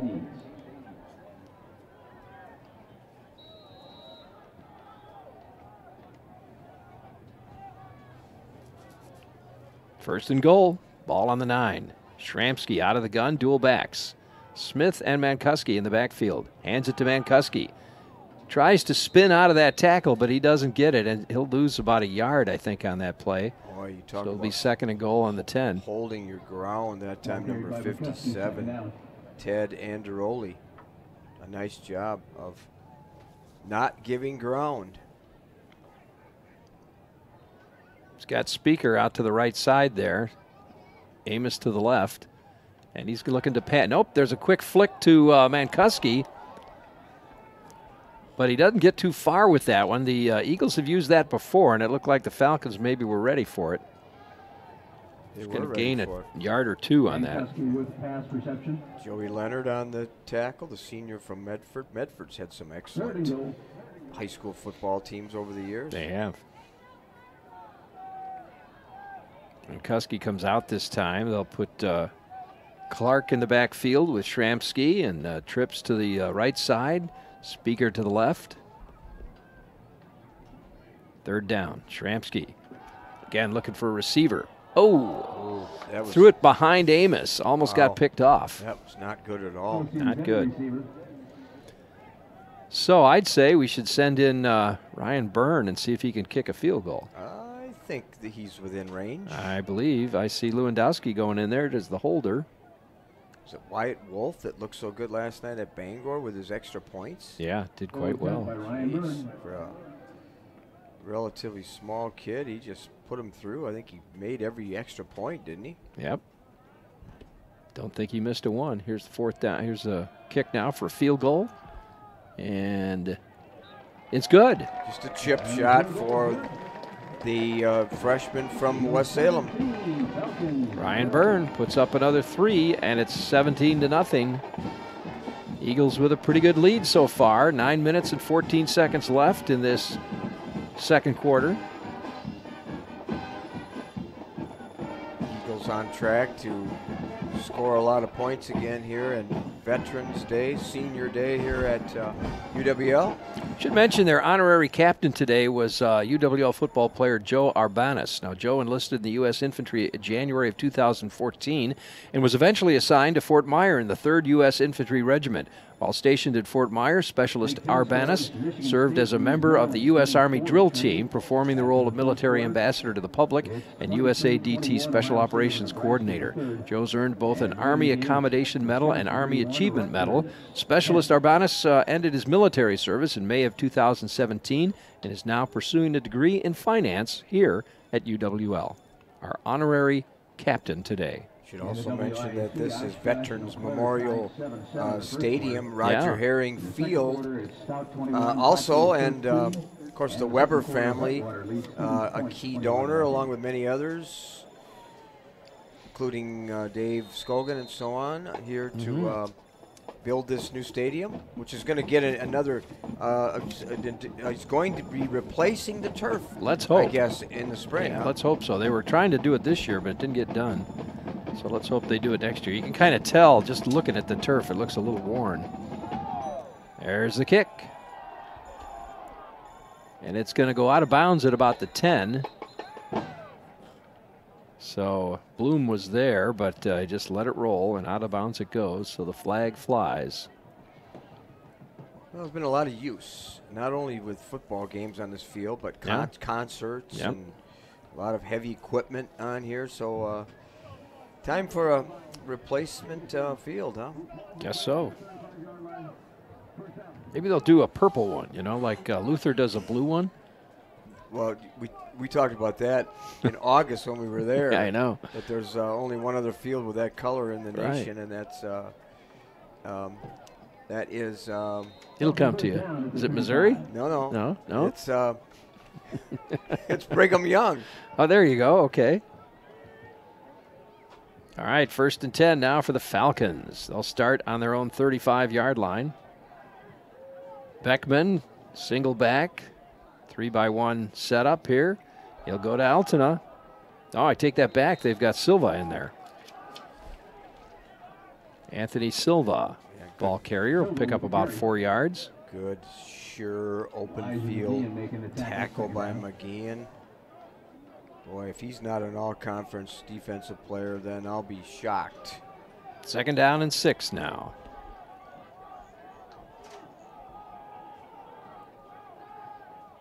Beckman looking to pass, trying to find a receiver.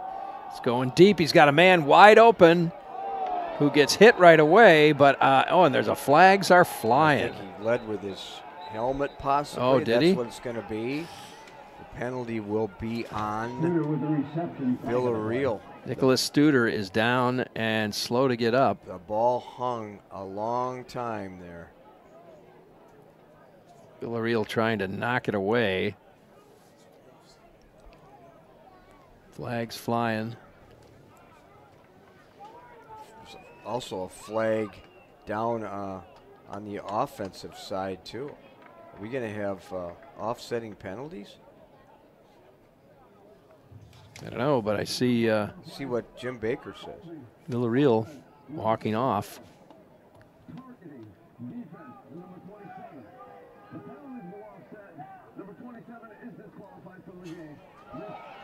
Oh boy, I did not.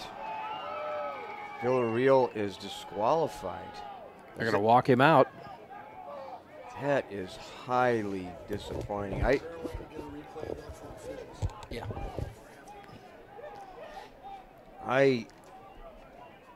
Do I dispute that? I don't know. Doesn't matter if I dispute it or not, right? Yeah. Boy, that's unfortunate. Officials were asking for a replay on that, but I think we probably don't have that here. Our camera on the roof might have it. 2nd down. Ooh. There's that knocked around there. Bubble screen. Well defended. That is highly unfortunate because I know him so well, the senior. Personally, I know him, and he's such a good kid. And now having to go into the locker room and change and put on street clothes and watch from the stands, that's tough. Just as a senior, a family here, oh my goodness. 3rd down for the Falcons. Trips to the right side, left side, single to the right. Beckman looking to pass, nowhere to throw, and he gets taken down. He gets sacked behind the line of scrimmage. That'll bring up 4th down, and they lose a couple of yards on that one. So Falcons are going to have to kick. Yeah. Josiah Gerlich as the pocket crumbled. I'd like to see that targeting play again. I'm not disputing necessarily because I wasn't there, but I'd like to see a replay of that. Well, the officials have asked us for our replay on that, and it looks like we'll have to wait till halftime to see if we can get that for them. 4th down. Now here we go. Simonchek back deep along with Amos in case they decide to kick away from Simonchek. There's the kick. And that's going to go to Amos. He'll take it and run it down to the right side, but he's not going to get too far that time, up to about the 27-yard line. It's the first game we've seen, I think, all year where they have had tandem receivers back on the punt return. Well, I mean, clearly the Falcons are kicking it away from Simonchek. They've heard about him. Well, the word is out. They certainly have. The word is out. So, they're not gonna kick it to him. That's for sure. All these teams break down tape of opponents. During the week, exclusively to targeting certain players and featuring certain players, and River Falls is no exception. Go to Clark, and he tries to roll off the pile, but they'll hold him to a couple of yards on that one. Yeah, ran into maybe even just one. Grasp of Charlie Sanders from Hampshire, Illinois.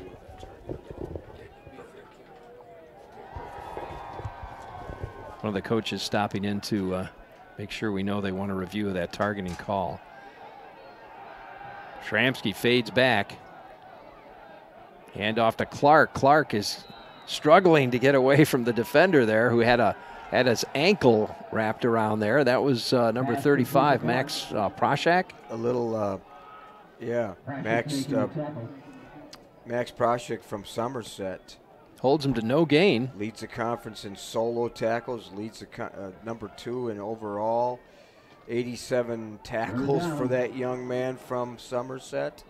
This junior transfer from Wisconsin. 3rd and 9. Played with the Badgers, you know. Shramsky takes the snap. Fades back. He's going to run with it himself this time. See how far he can get. Not too far, but short of the first down. Desperately tried to get there. Knew where the first down marker was, but so did Nick Welter, number 51. Shramsky with a carry, tackled by Androli. No, that was Androli with the tackle. Oh, Ted Androli, okay. number 57. Yeah, from Henderson, Nevada. So it'll bring up 4th down for the Eagles.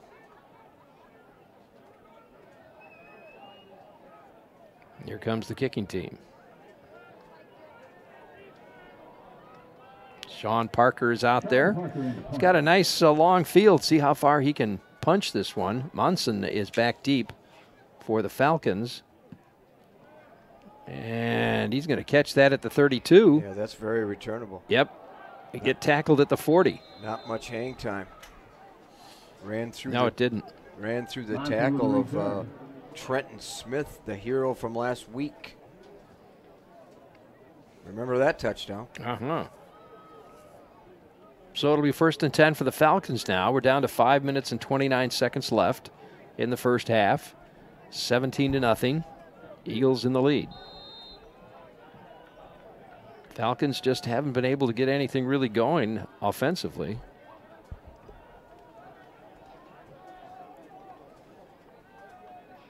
Beckman works out of the gun. 2 receivers to the left side, 1 to the right. Sends that right one in motion. Munson, there's the throw down the left sideline. And again, that battle between those two. Yeah. It's number 31 for the Eagles, which is Max Brower, and number 11, Alex Herink. Yeah, well, that's been won by the Eagle defense. So far, so good, right? Brings up 2nd down. Herink, I think he felt that there should have been a flag on that, but nope. Now a real tight formation now by Falcons. It's like Elijah Alt has replaced Villarreal, number 16. Beckman again looking for a receiver.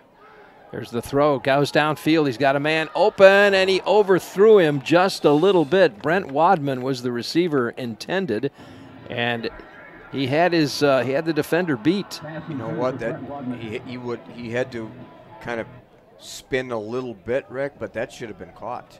Yep. 5:16 left in the half now. You know, a lot of coaches work on those adjustments, body adjustments with passes that are not perfect. UWL runs that drill quite a bit.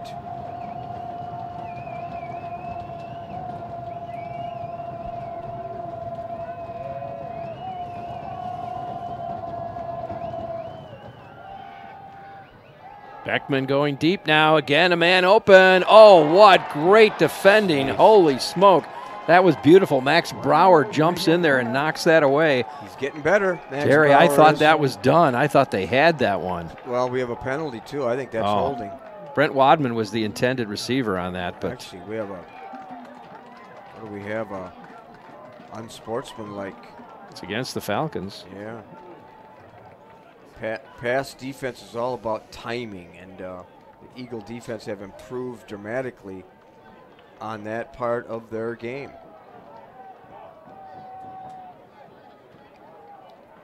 So that'll move it back to the 25-yard line. So it'll be 3rd down and 25. 4th down, actually, and 25.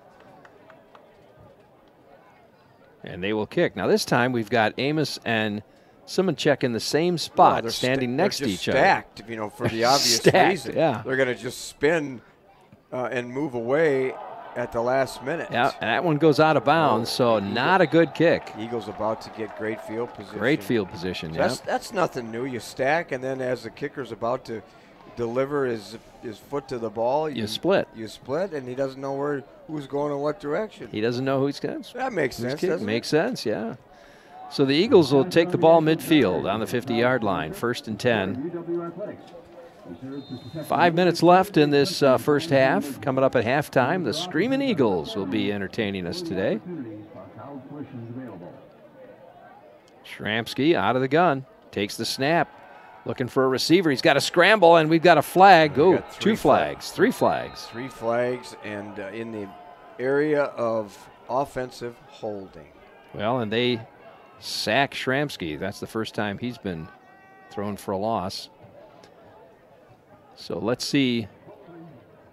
Yep, holding offense. Penalty was declined. Easy decision to decline it, that's for sure. After that loss, it'll be 2nd down, and let's see where they're going to put it. Falcons brought the house on that one, did they?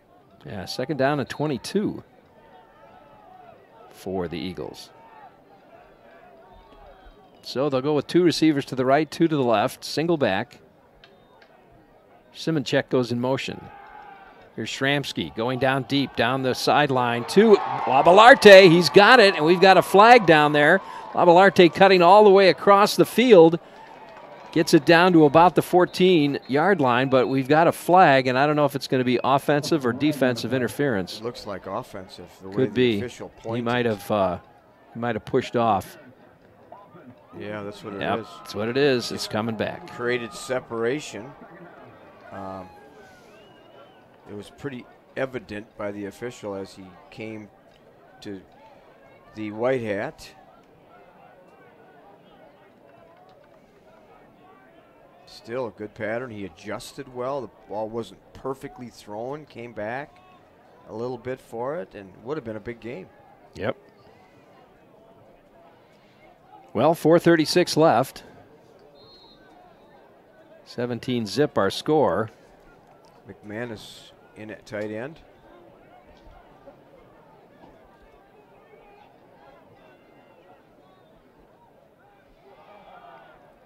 Kind of a delay handoff. Pretty good yards. Just 2nd down and 37. My goodness. Yeah, trying to break something open with a little deception. Good tackle by number 35, Parashik.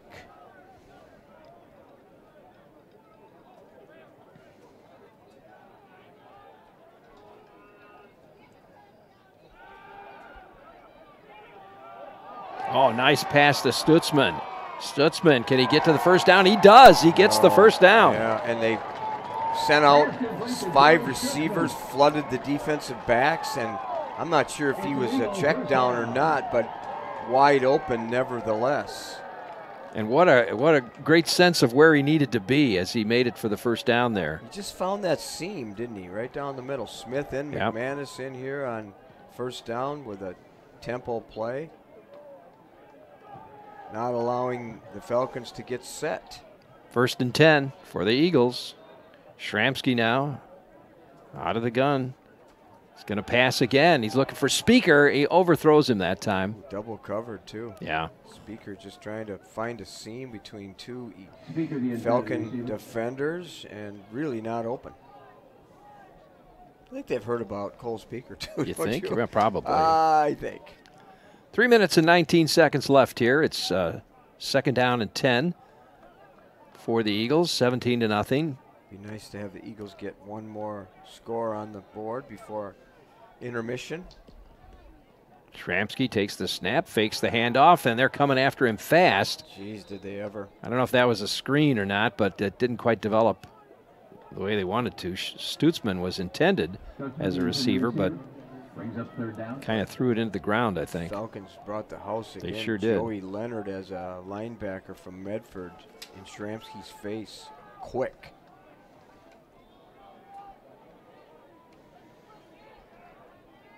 Third and 10 now for the Eagles.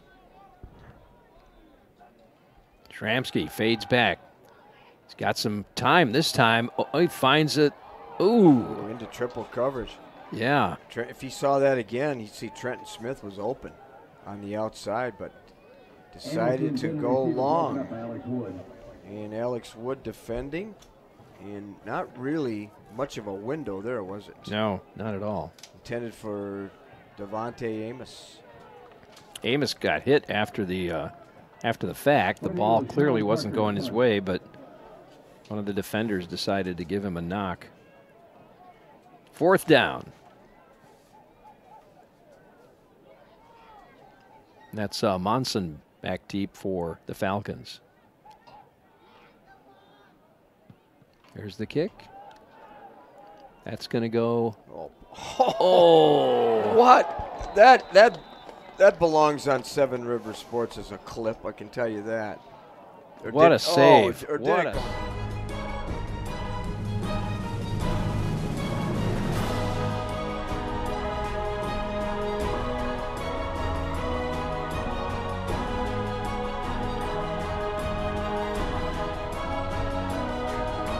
We did. Being added to Hickson Forest, the project is in collaboration between UW Athletics, the City of La Crosse Park and Rec Department, and area businesses. Business involved in the project are Borton Construction, First Supply, Fowler and Hammer, J.F. Brennan, Fish Electric, Marketing Johnson, and Snyder Heating and Air Conditioning and Stuff Company. First and 10 for the Falcons now. Ball on the 20. Beckman. He's got a man open. They'll give him the short pass. He'll pick up about 5 yards on the play. Brent Wadman, the receiver. Sat right in the seam trying to get the ball and make something happen after the catch. Eagles there. Second down and 5. 2:36 left in the first half. Beckman looking to pass again, has to scramble. And again, he'll find Wadman. And this time he breaks away, breaks that tackle. Boy, I think that was Neiman that couldn't quite get him. Colton Neiman had him wrapped up, he thought, but he got out of the tackle. And but he hustled anyway to be part of the eventual tackle. And you got to be kidding me! Another penalty? Kind of looking like it. Oh wow! Well, they're all marching back, so must be against the Falcons. A game with multiple penalties like this will be reviewed by the WIAC on Sunday evening. Number 89 the offense, blocking the player out of bounds. 15 yards, 13 second down. That's on Verhoda. Blocking a player out of bounds. It better be really out of bounds to get that. If it's marginal, the assigner won't like that. Nor will the assigner like a targeting foul that ejects a player if it's not absolute targeting. Unlike high school, every one of these calls are reviewed by the WIAC assigner of officials. Did you know that? No, I didn't know that. Every single call. Didn't know that. Every penalty is reviewed from certain various angles. Now, it should be third down, shouldn't it? I think that's the discussion. Since they did move the ball. And I'm not saying that these are incorrect calls either. I'm saying that they'll review them. They're marginal. Yeah.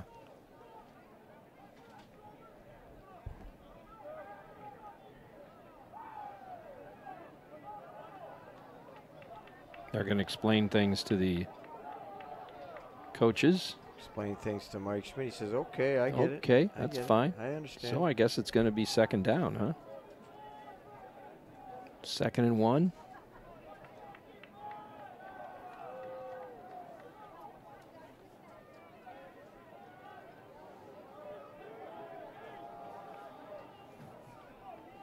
That's what it looks like here. 2nd and 1. They're rolling the clock.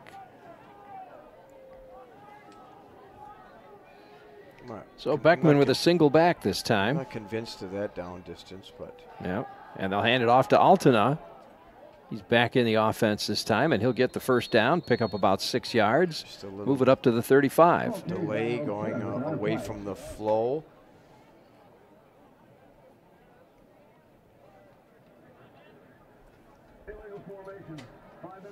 If another penalty. Tackle by number 16 that time. Elijah Alt, who's replaced Villarreal. Another penalty. 5 Pre-snap, in the backfield. illegal formation, so 2nd down and 6. Strange penalty in this week of the season, not having enough players on the line of scrimmage. Very strange. 2-by-1 setup this time, single back. Beckman out of the gun, takes the snap, little low, looking for his Munson, and threw it ahead of him. Max Bauer was there, but excellent man-to-man coverage too. Ran a slant, trying to find a gap, and Eagle defensive backs have played extremely well. 3rd down. Nickel package reports in. Falcons 3rd down. Josh Dorschner in. Zach Zilmer. Trips to the right, single back. Beckman from the gun. 3rd down. Looking downfield, he's got Munson. Ooh. Boy, that was catchable. It was. Well, he actually split the defense, split the double team, and I think Neiman again there, but I think Munson could have caught that, and I if do he too. would have, he'd have been gone to the promised Yep, land. That's true. So 4th down. Once again, we'll see Sumanchek and Amos standing together in the middle of the field there, about the 50-yard line.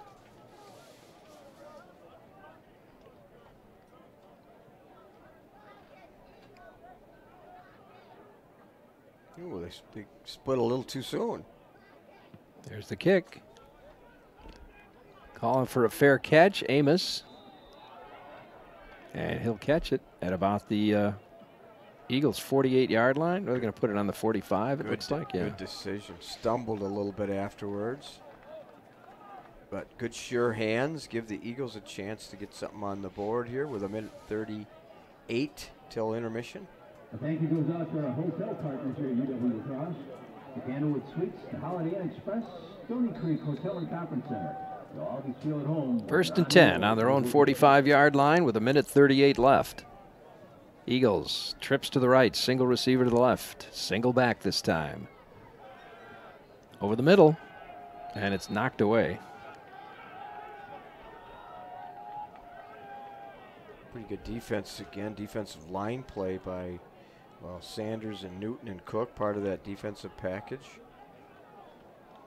Leonard Kind at number 32. We talked about him. Dinger, Hunt, Wood, and Kealoha in the backfield. Here's Shramsky to Labalarte. Labalarte by himself will stiff arm the defender and pick up about 9 yards. It's going to come up just short of the 1st down. Told Alex Wood with his hand, you're not going to bring me down. Labalarte was his check down receiver, I believe. Nobody was available downfield. Looked long first. Yep. And then changed his mind. 3rd and 1. Shramsky with Jalen Clark in the backfield. Trips to the left this time. Single receiver to the right. Shramsky again over the middle. Oh, tries to hit Amos, but he was a little bit behind him. Very catchable, though. Makes it 4th down. Eagles with 2 timeouts left. What will they do here? I don't know. Amos had a 1st down, too. Mike Schmidt said, we're going to punt again.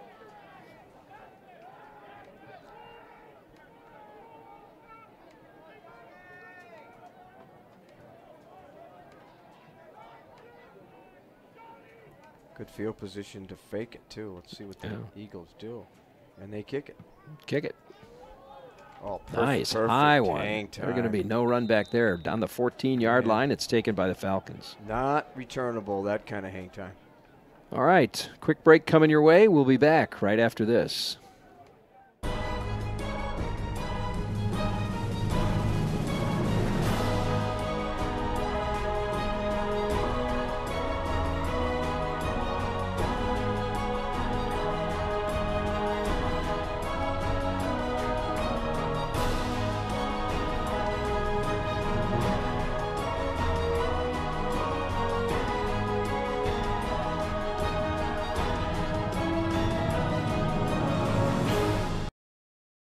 Honda Vac with a long reach and removable waste bin. The built-in vacuum on the Odyssey makes it easy to clean the entire interior. You'll love more miles per dollar. Honda Motor Works. Did go the wrong way. Well, not the wrong way according to the Eagle defense. Nope. Ran into Anthony Schumann from Beaver Dam. 53 seconds left in the half here. Second down and about 16 for the Falcons. Beckman takes the snap, looking down, nope, goes out to the flat. That's Altena again, but he'd unable to catch it. Yeah, just that little swing pass out of the backfield and nowhere to go. Gerzik right there also. Third down and 16. Gerzik and Zilmer, of course, from Black River. Had Gerzik on our show last week on the Mike Schmidt Show, and we'll be live again on Monday at 12 noon at the Cleary Center. So join us.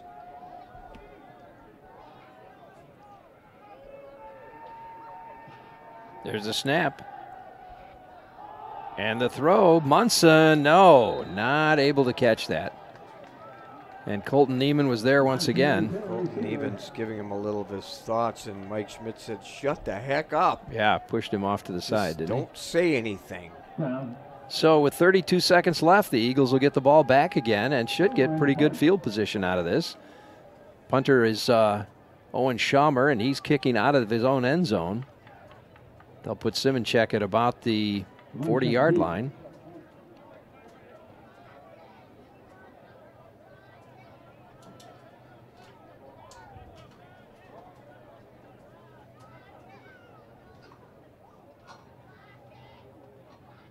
Gets it away. Simonchek calling for a fair catch, and he will fair catch it at the 36-yard line. I'm going to do a little research over the weekend and see if I could determine how many fair catches he has had during the season. He hasn't had that many. A couple, maybe? Yeah, I don't think he's had that many. First and 10 for the Eagles on the Falcons' 36-yard line. Thank you to our restaurant partners. We got 27 seconds left, but they do have, let's see, they have 2 timeouts left. Plenty of time for Shramsky. Couple of passes here. He's going to start with trips to the left. Cole Speaker to the right. With single coverage. Clark in the backfield. Shramsky fades back. He's got time. Over the middle. Oh, he had Labalarte open, wide open, but he threw it behind him. Well, not only wide open, but he had a lot of green in front of him. Yeah.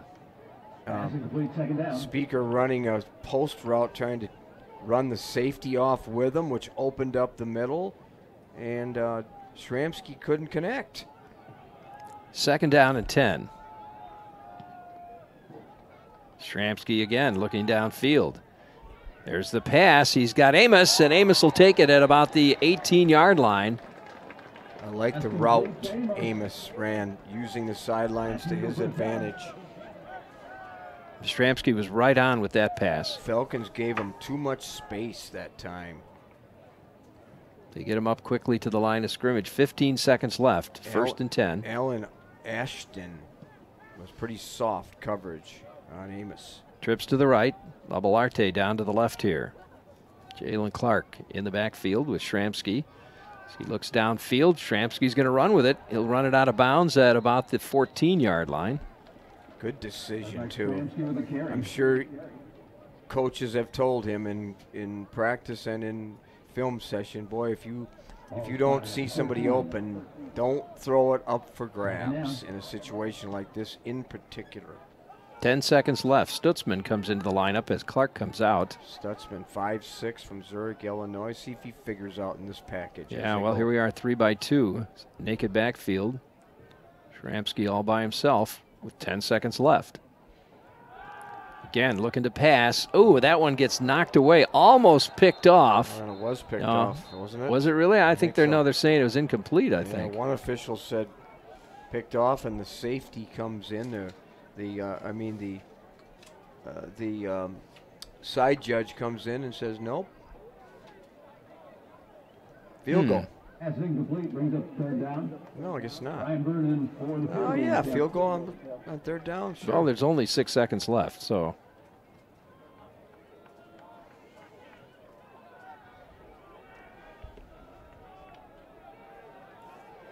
Lewandowski, the holder, certainly they have a fake in this down and distance. Let's see what the Eagles decide to do. All right, here we go. There's the kick. It's up, and. Jeez, I think we got a timeout.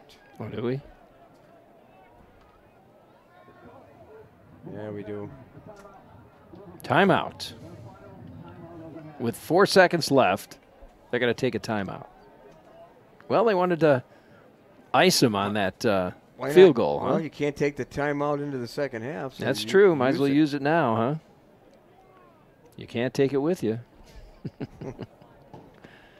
Yes, Veterans Day breakfast coming up at Mitchell Hall Fieldhouse next Sunday, November 11th at 8 a.m. with a recognition program at 10:15. So all for honoring veterans. That'll be next Sunday here at Mitchell Hall. Kim Bloom, the athletic director, does a great job with getting the community involved in the UWL activities. All right, once again, third down, they'll try that field goal.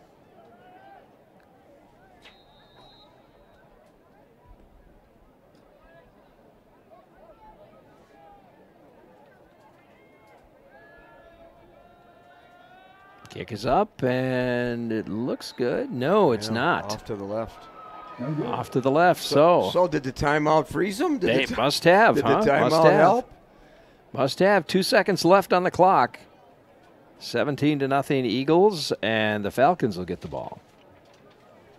They'll start at about the 20, so they'll either take a knee or a Hail Mary, one or the other. Well, I'm a gambler in this situation, so I'm going to throw the ball and hope for a home run. But we'll see what they decide to do. Well, they're lining up like they're going to do something.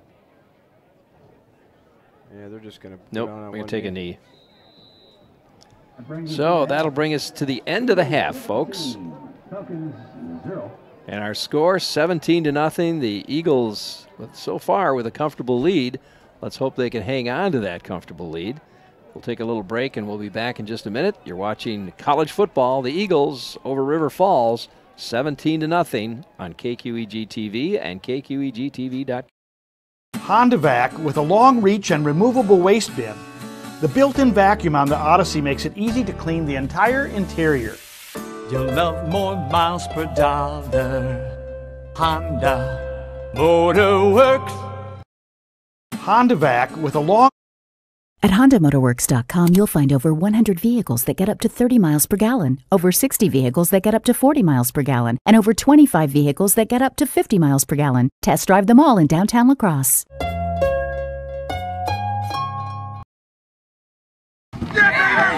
Every single second of my career, I've been trying to get back to this job and to be here and to be with these guys. I just, when you're around these people, when you're around these players, when you're around the people that are here, it's just such a family atmosphere, such a home atmosphere.